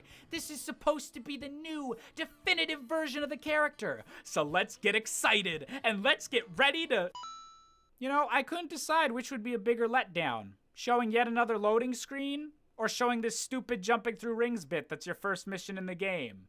So, I choose both. The year is 1996. Super Mario 64 has come onto the gaming scene and changed this beloved art form forever, ushering in a new era filled with 3D platforming. As one of the first games of its kind, this title utilized portals to various worlds disguised as paintings to showcase a large amount of explorable environments while centering the game around a central hub level. It truly was really freaking clever. And 10 years later, Sonic Team managed to do that entire concept literally a million times worse. You couldn't even do an animation for him getting teleported. It's just, well, Blue Hedgehog touched the unimaginative JPEG of our rip-off of Sonic Adventure's opening level, throw a loading screen at the f***ers. Welcome to Sonic the Hedgehog stages, where they've implemented a full physics system for every time you smash a crate like some kind of bandicoot, yet still thinks that water behaves like this. Damn, the worst temples in every Zelda game would be a hell of a lot easier if this were true. Shout out to these robots that have machine guns that only knock out one ring at a time. Sonic goes a bit too fast, scrapes against a wall, literal death. Sonic gets shot by the f***ing Terminator. Meh, walk it off. There's more rings around here than an episode of Bachelor in Paradise. Alright, okay. This is only the first level, and I'm pretty traumatized already, but I think the worst is behind us. It can only get better from this point onward, I'm getting PTSD right now. You see that number? I'm gonna be real. That number up there. I'm in the remembering corner this that I have in game. most of my videos. Yeah, that is no longer a things wrong counter. It's actually keeping track of how many shots of tequila I'm gonna need after this playthrough is finished. Please donate to a charity in lieu of sending flowers to the funeral. Hey! You know how people are always saying that to fix 3D Sonic, you should just have him going faster and focus on more linear levels? I don't think it's working. Seriously? This is the music you're gonna play as the end of level victory theme? Ay, ay, ay. You know, maybe I should just quit this YouTube thing. You know, I don't know. After playing this, just trying to escape from video games and open a bookstore or something seems like a valid plan. Look, I know the entire point of these videos is me exaggerating things for the point of comedy, but calling the ability to crouch anti-gravity? Come on, dude. Even an awfully mocap dancer such as yourself needs to know that's bullcrap. Wow, thank goodness we have giant colorful springs and equally colorful hedgehogs to fight back against rising child suicide numbers. Jesus. Yeesh, that joke was edgy. Oh, Same gee. with the Shadow the Hedgehog campaign. Shout out to Eggman for the genius plan. Okay, I'm glad that Past Me also had that knew to follow up on that. I cut myself off, damn. Of taking Elise away from his massive, fully operational giant death plane and instead hiding her in some random ruins in the desert. Also, shout out to Eggman for being the video game equivalent of those horrifying "what if the Simpsons were real" images. Seriously, every single aspect of this realistic Eggman design makes me think of testicles. And not in the good way. Oh boy, we've got an entire loading screen to amp ourselves up for the first boss fight. Egg Cerberus? Well, that seems pretty self-explanatory. Everyone knows that Cerberus is a giant galloping robot hyena thing that doesn't resemble a dog with 3 heads in any way? Really? You guys have a worse understanding of Greek mythology than Disney. And believe me, that is hard to pull off. Seriously though, why... Oh my god. All right. I'm sorry, but there is nothing I can say in this video that'll be funnier than the image of Sonic holding Elise in profile in these dumb tutorial messages for the mechanic that'll basically just be in this stage. I mean, look at her legs! Or rather, don't, because Elise is 17 and thinking of her that way is yucky. Right, Sega? Wow, the royal bloodline of Soliana lets you walk slowly across sand? I didn't know I was a princess. I do that shit all the time. This actually reminds me of my favorite scene in Aladdin. You know the one where Prince Ali's holding the princess and just jumps up and flings his entire body into a giant robot. And miraculously, no one gets seriously injured by that. And eventually they realize they need to kill all the robots in the area to free a giant red spring from inside a force field. You don't remember that part? It's just during the second verse of A Whole New World. All right, so let's just take a moment and appreciate how amazingly well these two character designs mesh together. I haven't seen cohesion this great since my Supernatural X Super Mario fanfiction. Hey, wait a minute. What are these two doing inside the moon from Majora's Mask? So, between her father telling her to literally never cry, and Sonic encouraging Elise to always smile, Sonic 06 is really the story of a bunch of dudes giving crappy, creepy, mental health destroying advice to a teenage girl. I guess Eggman and Knuckles are the only real feminists after all. Defeat Silver? But he's right there! Believe me, guys, if I could defeat the— Wait, is Knuckles a feminist? I know there's like the iconic thing from like the Sonic Heroes instruction manual that says that Eggman has an IQ of 300, is a feminist philosopher, like all that stuff. Where'd the Knuckles part of that joke come from? Congrats on not just making the Windows XP background joke. I'm pretty sure I make that joke later. I won't give myself too much credit yet. Oh, yeah, no, that's the Sonic Boom thing. Yeah, because he does that thing to like Amy where he's like, actually, Amy. Yeah. No, I remember that bit. Okay, yeah. loading screens in this game, I would. Okay, so quick list of the 3 worst and most fundamentally flawed things of all time. Number 1, Jake Paul. Number 2, the graphic design of this list. Number 3, this boss fight. Actually, why don't we just move this up? Keep it tied with douchey McWhiteboy name. You know, Silver, you seem like a smart guy. I mean, you can literally pick up things with your brain and constantly smash them into walls with awful combat mechanics. That's got to show some amount of great intelligence. So, quick question for you. When has there ever, in the history of any pop culture ever, been a situation where someone went back in time to kill someone and it wound up being a good thing? Buddy, we need to sit down and watch some Schwarzenegger movies. Our Father, who art in heaven, hallowed be thy name.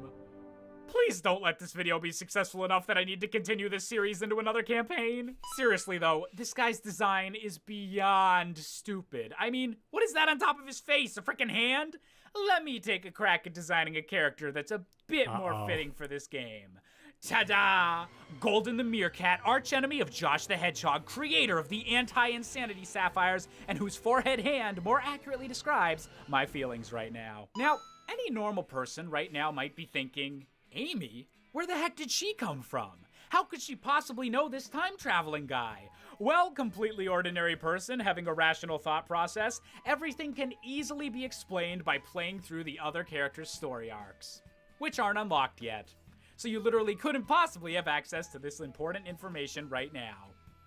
Aren't video games great? Okay guys, I know we've had our budget cut drastically and had our development time shortened to laughable levels, but how about instead of trying to hide or ignore the fact that all of our NPCs look exactly the same, why don't we make an essential minigame where you have to try and tell these identical ugly as sin character models apart? It's genius! You know, it's true what they say. Money can't buy happiness. Seriously though, if I get hit carrying all these rings, millions of people are gonna die in the ensuing explosion of metal and wedding bands. Remember that weird era of Sonic games where Sega apparently got super embarrassed over the fact that their robots were so cartoony and replaced them all with super realistic Skynet-style androids, but forgot they were making a series about a fucking blue hedgehog and running shoes? God, what a company. Okay, I'll give a point in this game's favor. Few things have amused me as much as the realization that every character's idle animation is set to the same timer. Congrats on the synchronized dance routine, guys. Now, could you please stop looking at me like you're gonna solicit me the second I go in that alley? I've seen echidna penises. I ain't down for whatever you're offering, Knuckles. Look, Mom and Dad, I know my GPA in college wasn't the greatest, but look at this! I got an S rank for the part of the game where you fight robots for a grand total of 15 seconds after a full minute of loading screens. Aren't you proud of me yet? Alright, okay, so this stage starts off as a snowboarding level. Okay, I can see why they might think that's a good idea. I mean, you're just aiming yourself down a mountain and occasionally jumping. Maybe this will actually be good, because like, how in the world could they possibly mess up a snowboarding section? So, Josh the Hedgehog is gonna take over for a little bit, because frankly, I need a breather, and I need to go buy enough lemon wedges for all these tequila shots. Because heaven knows I've already got the salt. All right, okay, I can handle hosting for a bit. I mean, okay, how do they do this? What is the deal with having a Sonic game where 90% of the time you're not playing as Sonic? Am I right? Am I right? Okay, this being funny thing is hard. Somebody else try a better joke.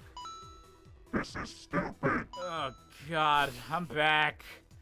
I think I'm gonna puke.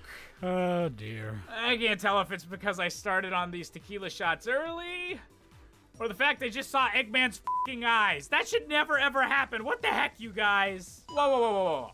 So you have a time machine, and the first thing you're gonna do with it is set it to random and launch your enemies through it? That is literally the worst possible use of a time machine. Use it yourself! Go back to the past, change things in your favor. Why on earth would you ever send your arch nemesis and potentially give them that opportunity? Eggman, you really need to take some villain classes. Also, just a little bit of a tip, just a teeny one. Maybe try Rogaine. The baldness is way more disturbing when you're super realistic like that. Wow. I can't believe Sonic got sent to the edgy boobs timeline. Named as such because it hosts characters that are edgy, characters that have boobs, and characters that have edgy boobs. This is the part of the video where I'd make God a damn political it. joke about what noteworthy politician at the moment could have led to a future like this, but come on. This is a Sonic video. The comment section is already gonna be awful. Seriously though, this entire game was advertised as being a reboot of the Sonic series, but how the living heck would anyone know what Chaos Control means if they haven't played either Sonic Adventure 2 or Shadow the Hedgehog? Why is Sonic continuity more messed up and convoluted than my love life? For the love of all the hedgehog gods, no more snowboarding! Ah, so I see they made the very wise decision to change this level's enemies from the Skynet-style Eggman mechs to something more fitting for the Sonic franchise. AKA... So, I just need to pause this for a second. The last thing related to Sonic 06 that I saw was someone remade this level in fucking Fortnite. Which is just the most random shit. The hellspawn from Dante's fucking Inferno. So, the main thing I'm getting from this new apocalyptic future is that if North Korea ever decides to get super nuclear, it would be the best thing ever for Tony Hawk's career. Look, if they could pad out their game with all those boring side quests earlier, I can pad out my video by zooming. Take a shot every time Jish uses the phrase seriously though. Seriously though, don't do that. You'll die. You will die so quick. I say that so fucking much in this show. It became practically a catchphrase. I knew I was doing it, but... Oh, Lord. In on an obvious testicle joke. Fair's fair. You know, thank goodness Solaris fried every living person in this city. Someone might have tried to steal my bouncy springs. Or my really fast conveyor belts that somehow boost me forward without me tripping over everything. Seriously, how do these things work? Look, I know none of us have ever been allowed outside the office and experience actual real-life weather for ourselves, but tornadoes can totally be sideways, right? This is an actual thing that can happen? You know, I'm actually impressed by this game's consistency in always interrupting any possible moment of good gameplay momentum with a loading screen. It's uncanny, really. Also, thank you. Thank you so much for teaching me the most fundamental techniques in the game during the 4th gosh dang level. Okay, everyone, final design meeting of the day. We've got to... Bobby, stop messing around with the physics engine. Bobby, stop throwing the cars in weird ways. Bobby! Screw it, just keep it in. Also, goddamn, we are gonna sweep at the Video Game Writing Awards this year. You know, I don't think there's ever been a more butt-clenching moment in a video game than going through one of these auto-run sections with 0 lives left. It's alright though, I'll be fine. I just need to rely on my own skills and trust that this game wouldn't suddenly disable my turning midway through a jump. And oh my god, I'm gonna... Alright, so here's the final part of the video. The bit where it'd be so easy for me to summon up some more exaggerated rage and yell a lot and drown in YouTube dollars. But instead, I'll just calmly say this. This game is incredible to me. It is incredible that every single aspect of this game, from its art to its design to every single detail of its stories and characters, is nearly objectively bad. Even the music, which on its own would at least be considered decent, is rendered awful by the fact that it being okay makes it not gel with the rest of the game's terribleness, thus making it ill-fitting and bad as well. I have never been more genuinely offended and outraged during the making of a 64 Things Wrong before, so I am beyond happy to say that I will never, ever be playing this putrid trash heap of an interactive piece of software ever again. My morals just won't allow it. I'm going to take the high road here. I want to be positive. I'm going to stay above making fun of a game that's just so accepted as bad. My morals won't allow it. That's the bottom line. I've said it. Unless, you know, this video does really well. Like, really, really well. Because, hey, if Sonic Team can have absolutely no shame, so can I. This world where life is strong. In this world, life's an open book. In this world. Hey there, if you enjoyed this video, why not hit the like button, hit the subscribe button, or Hooray for having no shame. I had 2 more episodes before I said, no, actually, fuck this shit. In this world. Damn it, that's actually gonna get stuck in my head. God damn it, Crush 40. Crushing my hopes and dreams. Surprised you didn't get copyrighted for that? I'm surprised I didn't either. My stream might get copyrighted for that.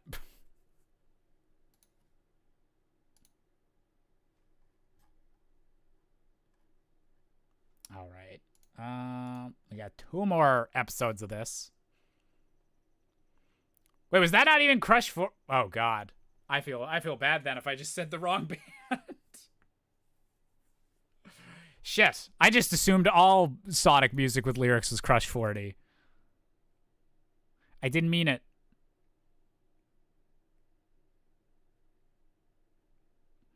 No, okay. So actually, that is like, I cringe at the end of that review because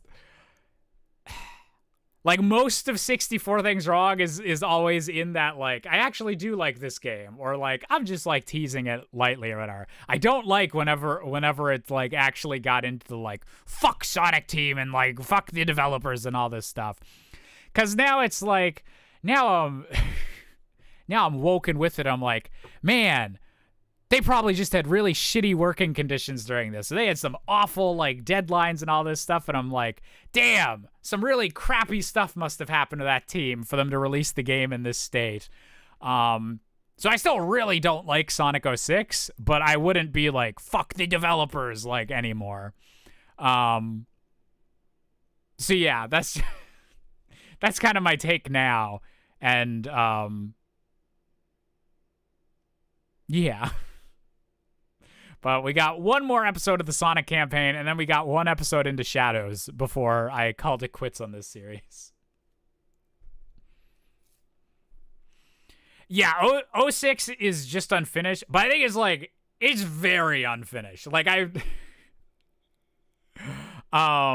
think there's been a little bit lately of like, oh, it's not that bad. I think it is like, it's pretty bad, but I don't like blaming the developers or like being like, oh, why'd you force this like shitty game on us? Like it's more so just an interesting thing how like messy or unfinished it is now. How many bits to continue the Sonic 06 series? It would be a lot.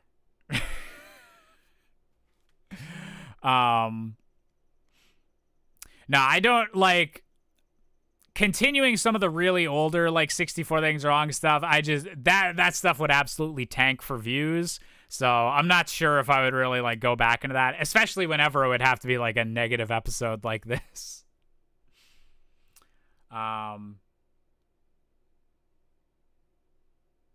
Josh and Lythera will be like, there's no silver campaign. Yeah. Full on propaganda, you guys. There was only 2 characters. It's Sonic and Shadow. It's just like Sonic Adventure 2 again. Right? But okay, we have the almost 19-minute second episode. How long is the last one? Do I have it here? No, I do not. All right, we'll just go into it. You know how in horror movies, if a character survives long enough to be in the sequel, they usually just completely break down and sob whenever it turns out that the demonic entity and/or slasher villain is still alive and coming after them? Yeah, that's pretty much how I feel looking at this title screen again. Wait, how much of a gap was there? This is October 20th, 2017. Okay. Oh, this is like 5 days before my birthday. Why would I do that to myself? Why?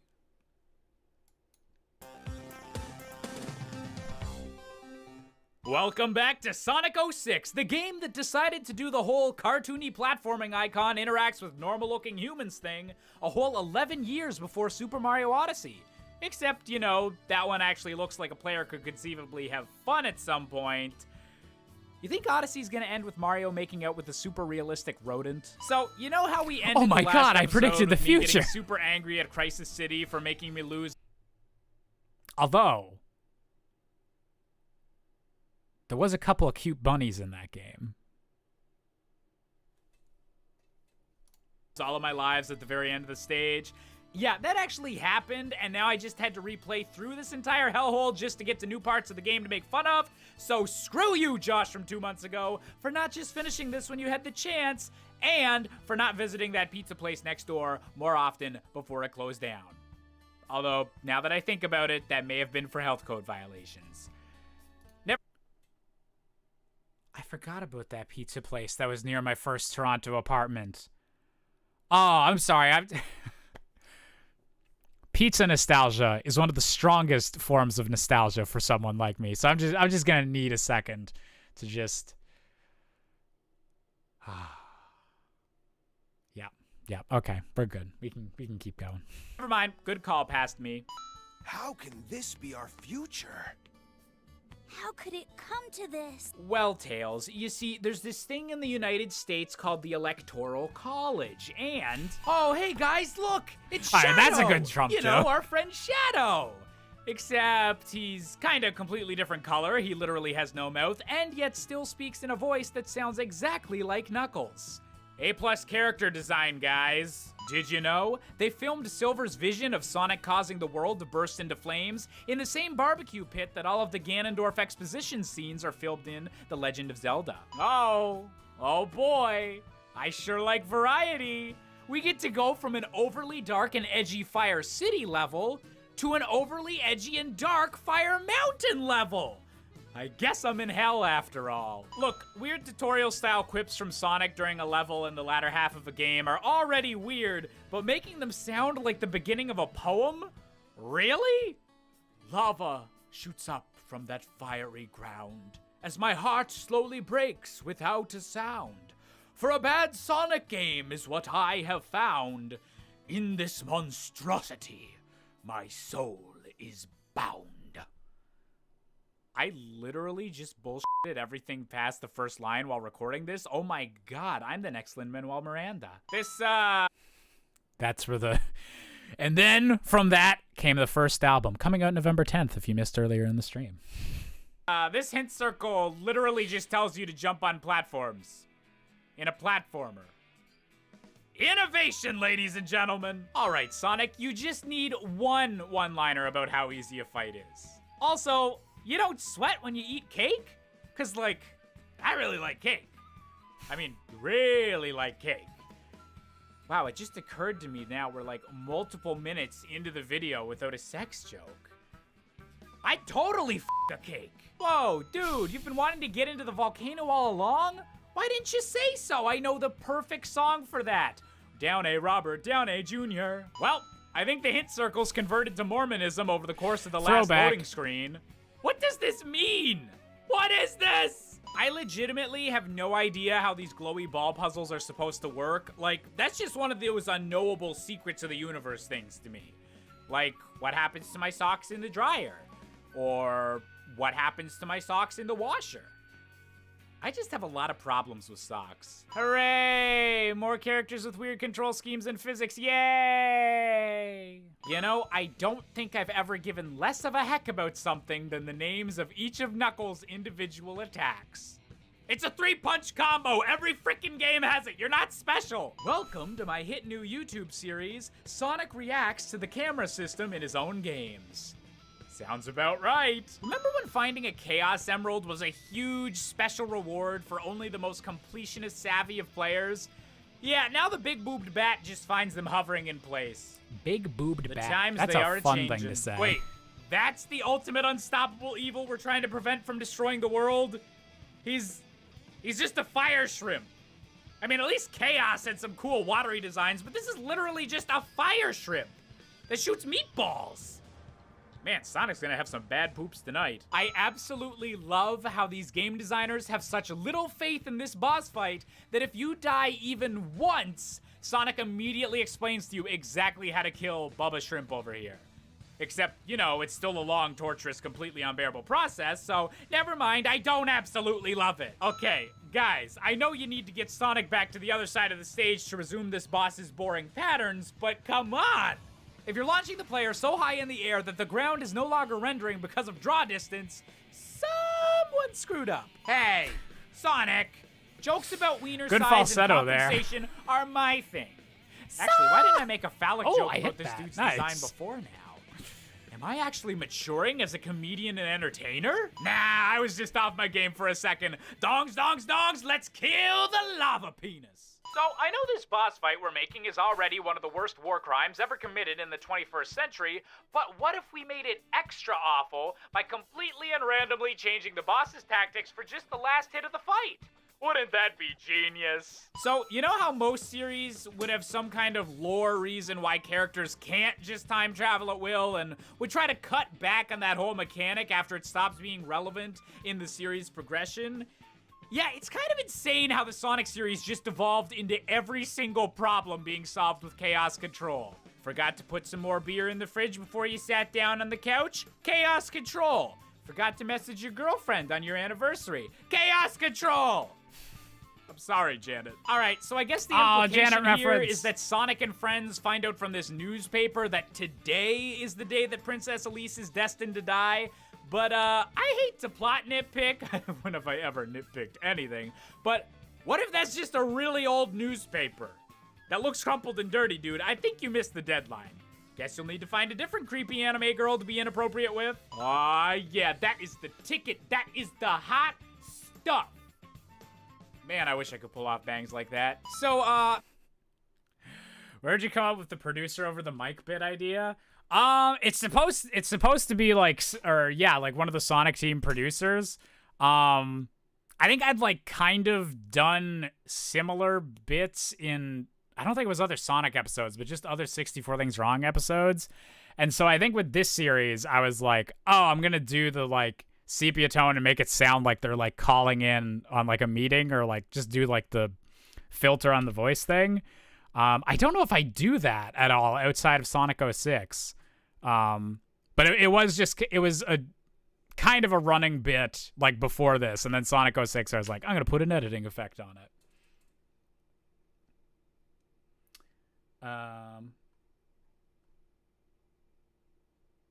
You definitely did this in Crash? Oh yeah, but it might have just been something that was happening in 64 Things Wrong during this era.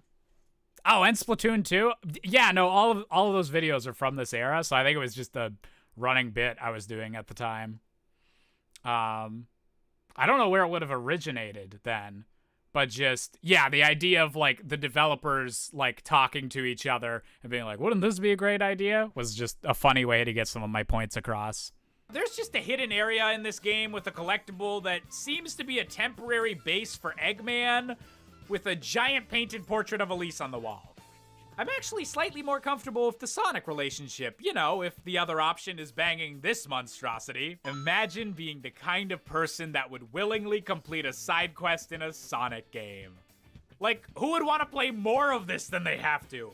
Seriously, this is the only single-player game. I'd be cool buying microtransactions or other AAA game bullcrap just to have to play less of it. Well, I'll be honest with you folks.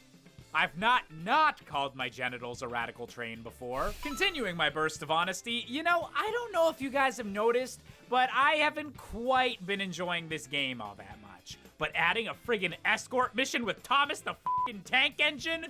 Genius! Solves all this game's problems. Adding time nonsense to this game's already wonky pace is totally exactly what Sonic needed. And he's going in for the long jump, and he's done it! Super crappy 3D platforming physics has taken home the gold. Suck it, Bubsy. Yeesh, this scene's just filled with awful character designs. I mean, ugh, look how edgy this ugly hedgehog is. I mean, hey, are you making fun of edgy hedgehogs? What? No, dude, I'd never do that to you. Are you sure? It sounded like a hedgehog was getting made fun of. No. I was just talking about the dude with the weird hand on his head. That's all that was. Oh, so it's okay to make fun of head hands now? Is that what this is? Guys, this has all been a big misunderstanding. I can't believe you do this to- Guys, it's cool. I love you. And I think we can all agree that even my crappy Microsoft Paint character designs are better than anything Sonic Team has made since 1994. Yeah, you're right. Okay, you got a point there. All right.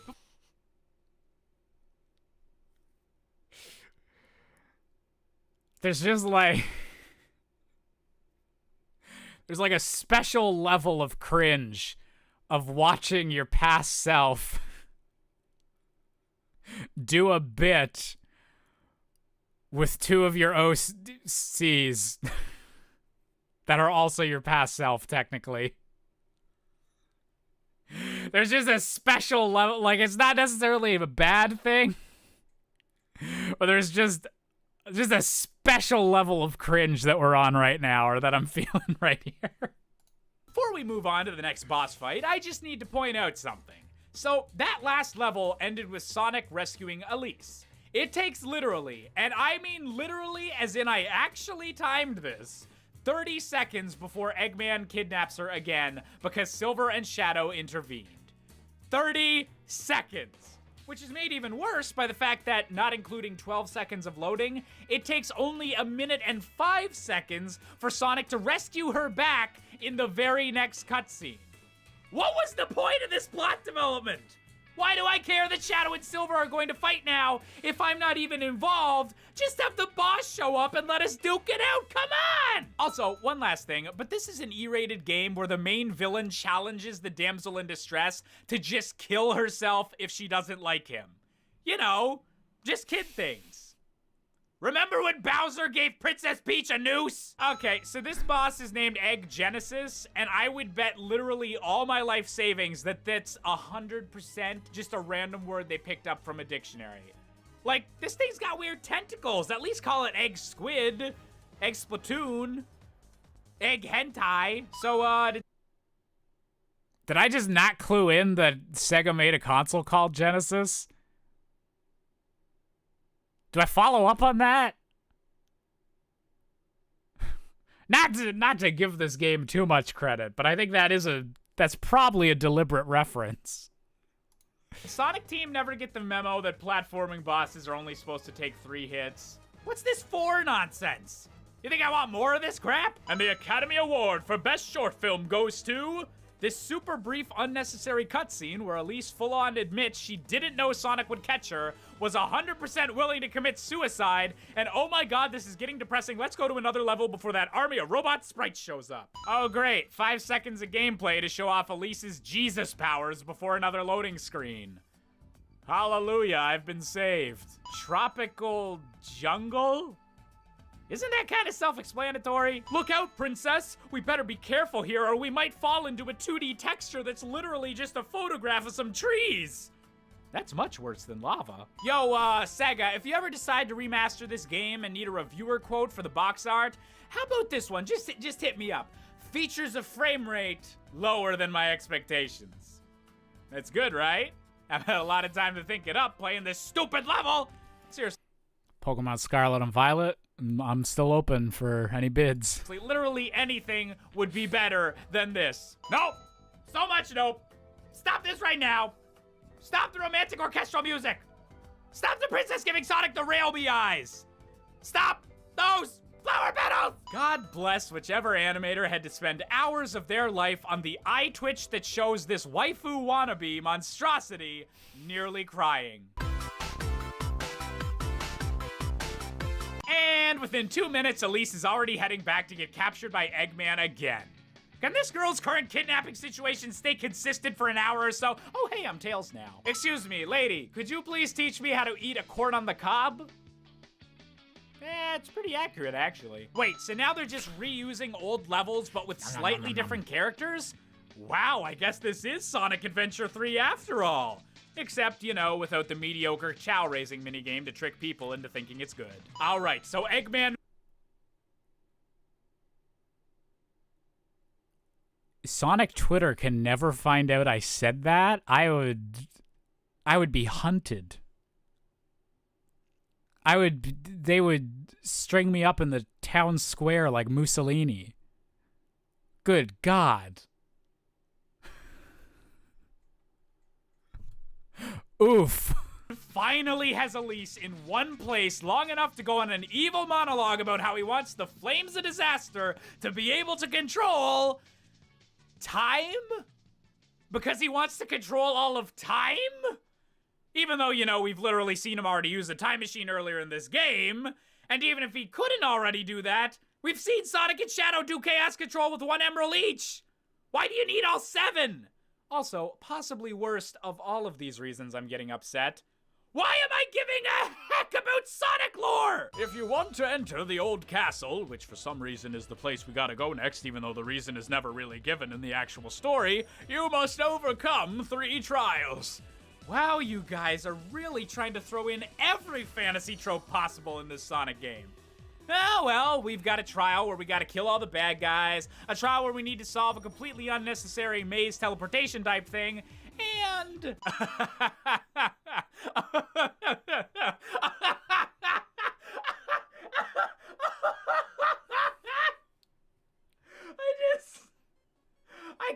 I can't do it. I f***ing can't. Can somebody please, for the love of all that is holy, tell me how an actual thinking, non-brain dead group of game designers were capable of putting this into a game that shipped to be able to be purchased by the public? Yo, Sonic, would you rather bang a pink hedgehog or a teenage girl? Choose wisely, or rather, don't, because it doesn't f***ing matter. And you pass the test no matter what you pick. Also, even if this was some big moral choice, you meet Amy literally once in the game! How is this? What the f*** is wrong with you, Sonic Team? They don't even have collision detection! What? Screw it, I pick neither. I'm gonna... Hey, Adam, how's it going? Happy birthday to you. So can I get some birthday hype in the chat? this rock. Hope you're having a great day. I said I'm gonna this rock! Wow, all we needed to do was float like 20 feet off the ground to get to the castle? I've got to admit, that's some impressive security features.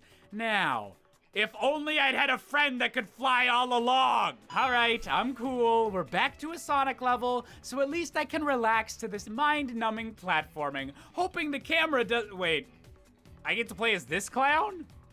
Near the very end of the game? Why on earth would they get me playing as Silver now during the Sonic campaign? That just makes no sense! Surely, there's nothing else that can happen. Okay.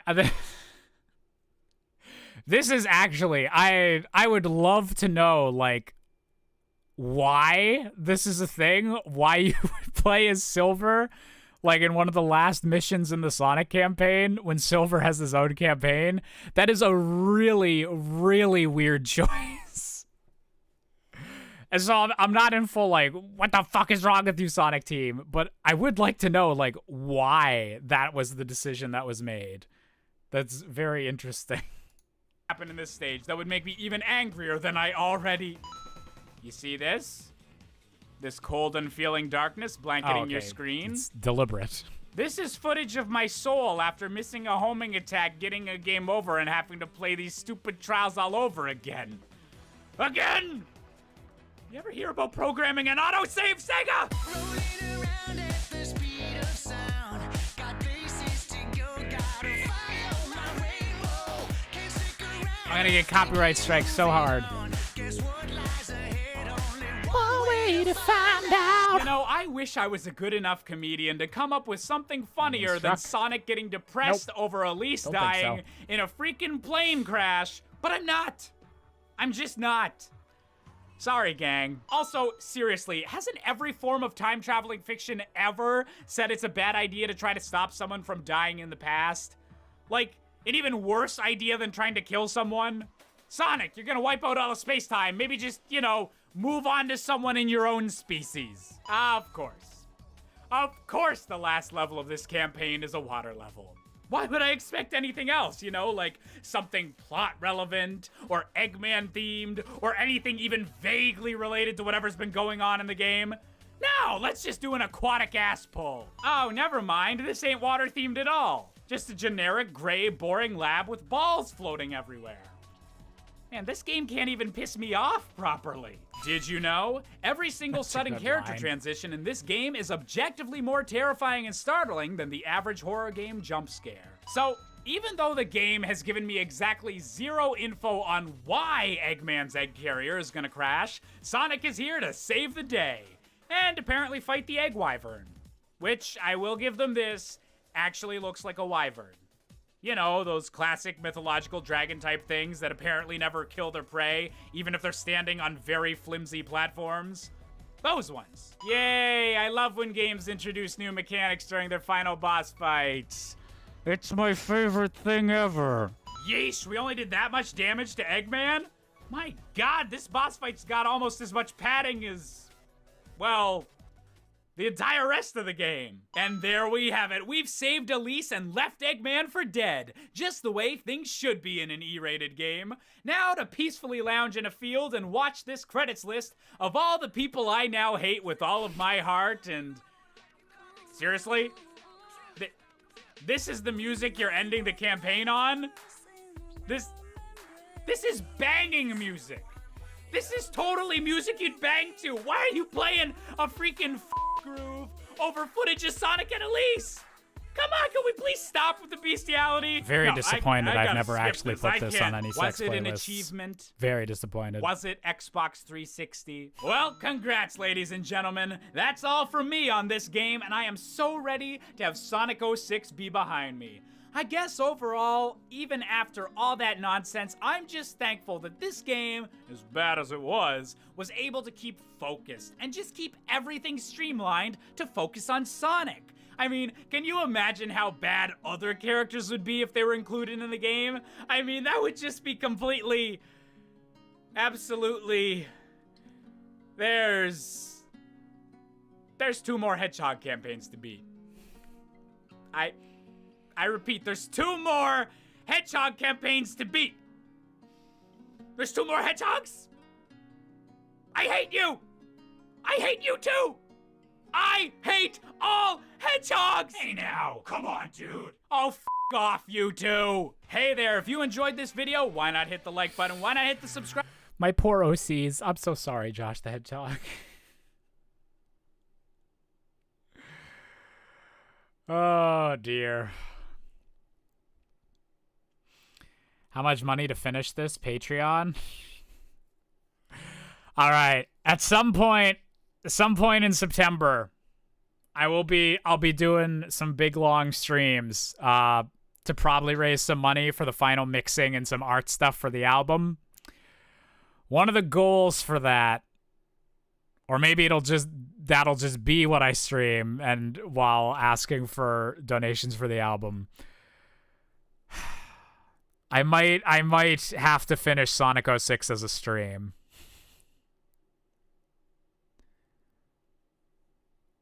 I feel like I might have to do that. I don't know if I do like a 64 things wrong with Sonic 06 as a new episode, but I think I still have the save file. I think I still have that Xbox 360. Doing that as a big stream might be something I have to do. Sonic 06 100% completion stream. That's only if the album's really funded. But I do think I have the save data for that.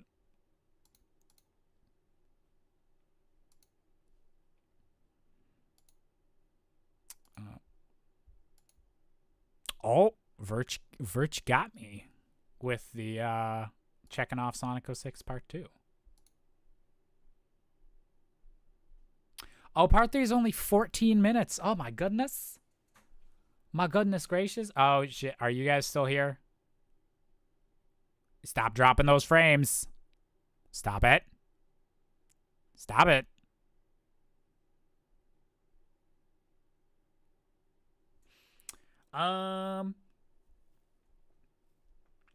Would you ever do a 64 Things Wrong with Digimon Survive? I think you could mine a lot of comedy from kids being killed horribly.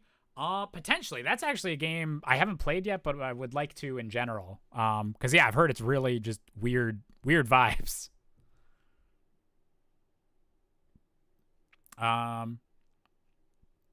Okay, I think this will be our final video we react to this evening. But this is part 3 of Sonic 06, where I wind up rage quitting. Just hey guys, just letting you know that more amino.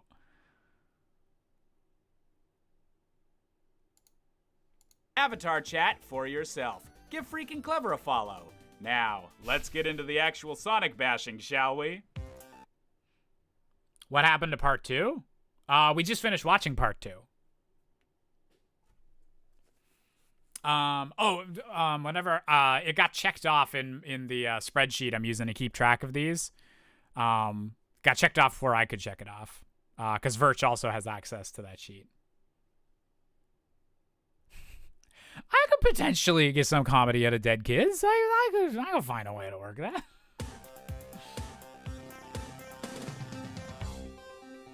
Welcome back to Sonic 06, the game that decided it wasn't just enough to corrupt one of gaming's most iconic heroes, or to add in a new character for the new generation of consoles. No, we gotta throw in a sequel to our last worst game of all time.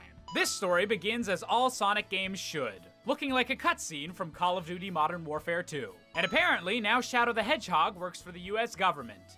I thought you guys wanted him to be an anti-hero, not just, you know, evil. Well, at least this story throws us right into the action, even if it is a snow level, which is, you know, kind of weird for, like, the very first...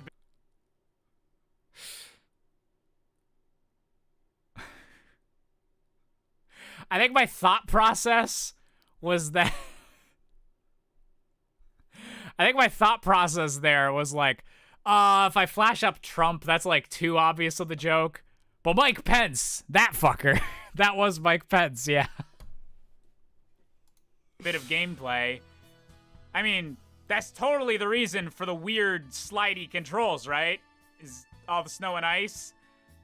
It's not a thing that I'm gonna have to deal with the entire playthrough, right?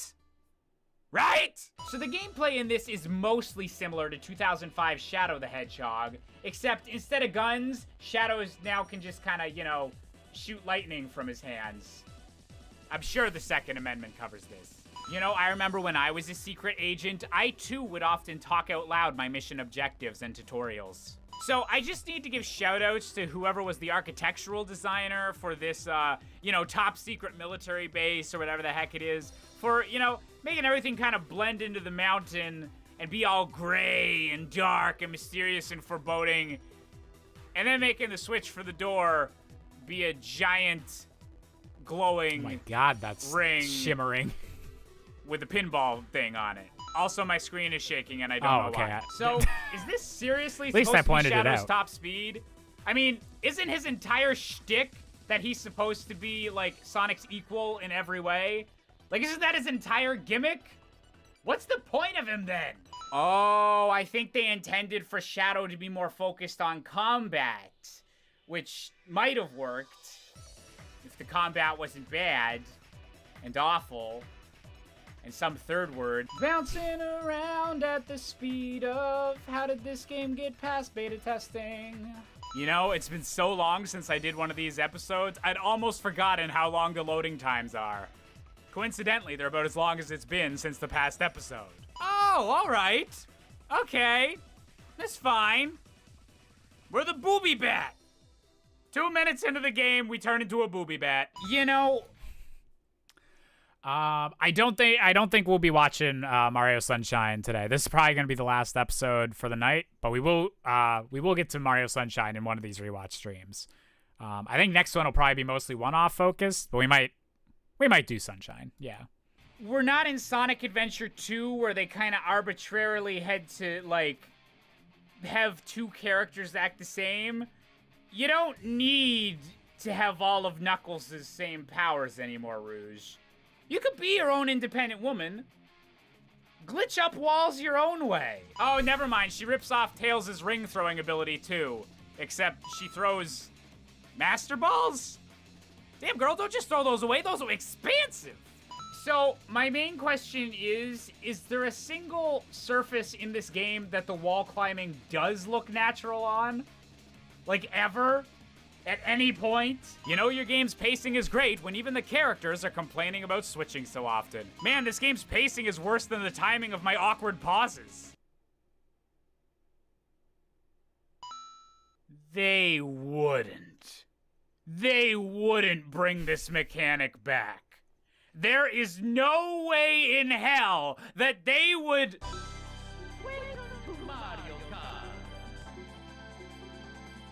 All right, I'll admit the fact that they added an animation for Shadow driving backwards is kind of cute. Unfortunately, that level of polish is not seen elsewhere in the game. Wait, excuse me, what is this combo? Yeesh, I don't think I can do something that complicated. Wait, there's an item of great importance in a Sonic game that isn't a Chaos Emerald? What? Is that allowed? You know, this boss might be a different color than the last one we faced, but it's essentially the exact same. So really, I think Sega was just making a really nice comment about equality. Either that or they just have really lazy enemy designers, but I mean, what's more likely? If I had a nickel for every time I heard that one, I'd be very, very poor. That was an inappropriate joke, and I apologize. I'd be very poor. Okay, that one, I'd actually have a couple bucks in nickels. I could get some chips. Maybe a can of Pepsi. Yeah, I'd do okay. So, I know I kind of pointed this out last video, but the fact that this was originally supposed to be a complete reboot of the Sonic franchise, but the characters consistently reference relationships from the past games, and even keep bringing up stuff like Gun, which was a big deal in Shadow the Hedgehog and Sonic Adventure 2, it's just, it boggles my mind. Either reboot it or don't. I mean, I don't even know which is the worst option here, but don't do both. Also, the giant Soliana overworld with the happy pop music playing and everything, it's still stupid whenever Sonic does it, but it's extra stupid when you look like this. So, is this middle-aged woman actually Dwight from The Office? I'm pretty sure that's Dwight from The Office. Characters mixing up Sonic and Shadow. You know, I'm glad that the citizens of this kingdom are just as colorblind as citizens everywhere in Sonic games. Oh, hey. I think I've seen this porno. All right, game designers, if you reach a point whenever you're making your hub world that an area is so big that it just completely envelops your entire minimap, like so, you screwed up. Seriously, I haven't seen an area this big and empty since... Insert any 3D JRPG here. All right, I don't know if you guys are going to be able to hear it on the mic, but my cat just meowed at me while I was recording. So this Percy isn't a thing cameo. wrong with the game, more so, not a specific thing, but it's just an overall sense of I was gonna say, why am you're I in doing this when I could be petting my cat? I agree, Percy, I agree entirely. Yeah, this was totally obvious what I had to do next. I forgot there was a Bub cameo in this. Sense of why am I doing this when I could be petting my cat? I agree, Percy. I agree entirely. Yeah, this was totally obvious what I had to do next. Go to a completely different part of the overworld from where I initially spawned, find a random thing of rocks, and just, you know, break it. Oh! Okay! This is a thing that can happen. Let's just hang glide with missile launchers through an ancient crumbling civilization. I legitimately don't know if I died or did what I was supposed to do there. Part of me never wants to find out. Oh, good.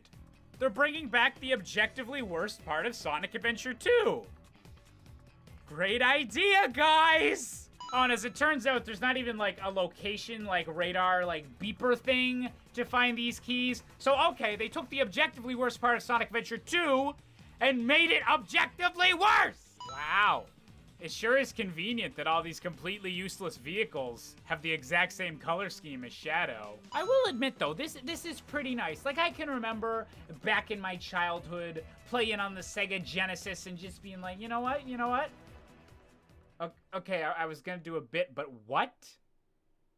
What just happened? You interrupted my joke, game! You interrupted my joke! As I was saying, I can remember being so enthralled with Sonic the Hedgehog on the Sega Genesis, but just having that little thought, right? Are you f***ing kidding me? Oh my god, I swear to god I didn't plan that. I swear to God. All right, so the piece of humor that I was trying to do, don't you friggin' collapse on me, Utar. What I was trying to say is, oh, I'd play Sonic on the Sega Genesis, but always just had that feeling, you know, this would be better with a hovercraft with friggin' machine guns. Okay? Okay, nothing's gonna kill me now? We're all good? We're all dandy? We're all fine? Oh, okay, he doesn't jump when you get out of vehicles. That's great. That's real good. I have lost all my lives attempting to drive this thing. I have been flipped over by physics. I've just been wrecked. I don't know what to do anymore. Are you f***ing kidding me? Well, because the physics system kept messing up, I literally spent all of my lives on that hovercraft. And the game doesn't save whenever you get into a level, so I need to run all the way through the overworld to get back to where I was. So, time to fast forward! Rolling around at the speed of sound. Got places to go, gotta follow my rainbow. Can't stick around, have to keep moving. Look, I'm not saying that people aren't allowed to like or defend this game. That's fine. Everyone has some bad opinions. It's cool. I'm just saying, if you like or defend this game, you probably shouldn't be allowed to vote. Jesus. Or operate a car. Or be let out of the house. Alright? I am so salty at this game. I forgot that I believe in democracy. Damn. We made it back. Everything's cool. We're just gonna get to the tunnel and it's gonna be A-okay. Are you kidding me? Alright, so they've mentioned that this place is just an extraction point for Shadow and Rouge. I really don't think they need to be blowing up this entire, like, ancient civilization, you know? Just tone it down a bit, guys. I hated this level so much that I'm pretty sure that even on my wedding day, I won't be this happy to see a ring. Wow, there's an incredibly dangerous creature inside the item that Eggman's trying to get a hold of? Never heard that one before. Okay, so now we have a Dark Mirror version of the Dark Mirror version of Sonic. So, shouldn't this dude just be Sonic? Why is he just an eviler looking hedgehog with Knuckles' voice? Okay, can nobody just kill their enemies in this game? This is the second time one of the villains has transported a bunch of the heroes forward in time instead of just, I don't know, putting a bullet in their head. That'd be a lot simpler. Oh, and apparently those villains did that, like, within 5 minutes of each other? Really? Okay. Yeah. I'll take some plot contrivances if it means that this game's over with quicker. Seriously, though, I love how whenever you play through this scene in the Sonic storyline, it sounds like Shadow and Rouge know, like, exactly what they're talking about, and they've been here for a while and, like, fighting the good fight and are just letting Sonic and them in on the loop, when really, we're just as bewildered as they are. We just friggin' got here. Well, thank God they still have Shadow brand buggies 200 years in the future, post-apocalypse. You know, I'm glad the important stuff sticks around. Guys, come on. Monster Hunter World just came out. I've had a bit too much grinding Well, that dates the past the video. month. You know, if I had to choose between the really crappy speed section in the Sonic version of this stage or the hang glider version of this stage, I choose to hang myself. So, I just got a game over. Again. On Crisis Core, just like what happened during the Sonic campaign, and I know we're only a fifth of the way through the Shadow thing, but this has just been such an experience that I'm gonna hope that this rounds out to around 64 things wrong, and if not, well, you know, blame Sonic Team. Here's some pictures of my cat to make up for it. Percy! Did he seriously do an entire Sonic episode without including us? I don't know, dude. That would be pretty rude of him. I'm sure he'll think of a way to incorporate us somehow. Even if it's just a stupid little tag at the end of the video. Yeah, you're right. Josh would never completely leave us out. That'd be really, really mean of him. God, this game sucks. Hey there, if you like this video, why not hit the like button? Why not hit the subscribe button and check out some of the... Is that little photogenic bub? He was so little. Oh, good boy. I keep thinking he's going to be sitting on the back of the couch, but... What a good bub. Isn't it nice when you get a cat just in time so you can pad out the last 3 things wrong in your video because you're really sick of the game? I forgot that was how I like went through the last few things where I was like, I'll post some pictures of my cat. People will be fine with that. What a good bub. That is the Sonic 06 trilogy done. Was he always called Bub? Man, yeah, really early on. Like, I named him Percy. I knew I was going to call him Percy, like, just before I got him. He was listed under the name Gavin at the cat rescue while he was being fostered. And so I asked the foster mom, like, is there a reason he's named Gavin? Or, like, can I change it? Because I have a cousin named Gavin. So I'm probably going to change his name. As long as there's not, like... Unless you can give me a reason to not change his name, I'm probably changing his name. And she's like, no, you can call him whatever. So I was calling him Percy before I even got him. And then, like, after a few days of getting him, I kept having the impulse to call him Bub, just as, like, a short thing to call him. And at first I was like, no, I can't call him Bub. That's what Wolverine says all the time. That's weird. But then I just couldn't stop doing it. So he just naturally was a Bub. It just felt right. And he's been the Bub, the Bubbert, the Flubbert Bubbert ever since.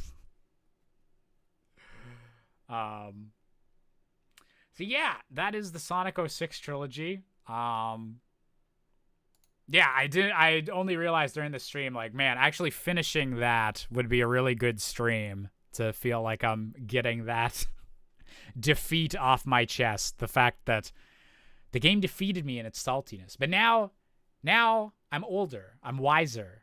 I'm like a freaking hippie now. I'm very much like, Sonic Team, you're probably just going through some shit at the time. So I'm interested to see if I could get how salty I'll actually get if I try going through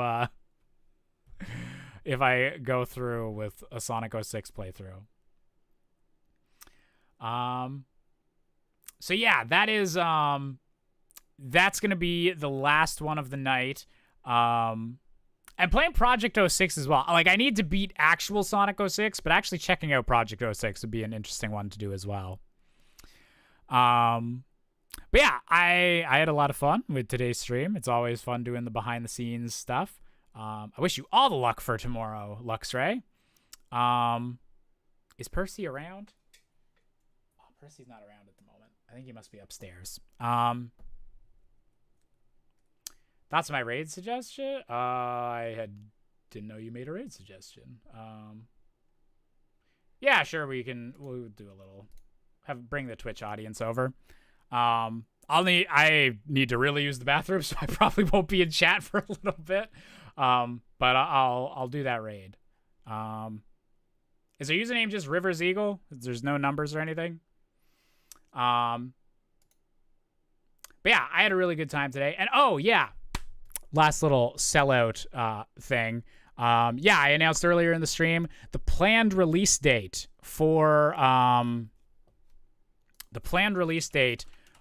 my album. 8 original classic rock or 70s rock themed songs. The planned date for that is going to be November 10th. So I'm very excited for people to finally hear that. The single will probably be coming out a week or two beforehand. And yeah, I'm just very, very excited for people to finally see the project I've been working on for so long. So yeah, get hyped for that. I'll definitely be telling you guys more about that on stream and in the Discord and on Twitter and everything as we get closer to release. But that's been my big project for the past year or so. I'm very excited to finally get it out. So November 10th. Prep your butts, right? Your ears. Yeah. Please listen to my album with your ears, not with your butts. That might not go over that well. We do have a Discord. Is there any links easily available? Oh, actually, it should be just below the Twitch stream. Should be a link to the Discord. But yeah, just a very fun place to hang out. And yeah, thank you guys for being an amazing audience, as you always are. I'm so sorry, Solaria, you are here right at the end. The VOD will immediately be available in my VOD playlist on YouTube. If you want to see the videos that we reacted to tonight, or if anyone missed any videos tonight. So yeah, thank you guys for being amazing. We'll give Rivers Eagle a raid over on Twitch for anyone that's watching there. But yeah, thank you guys for being an amazing audience as always. Always love doing these streams. And I will be back either this coming Wednesday or next Saturday will be the next time I can stream. So thank you guys for being the best audience on Twitch and YouTube and Kick that you've always been. So thank you all, and have a great night, y'all. Mwah.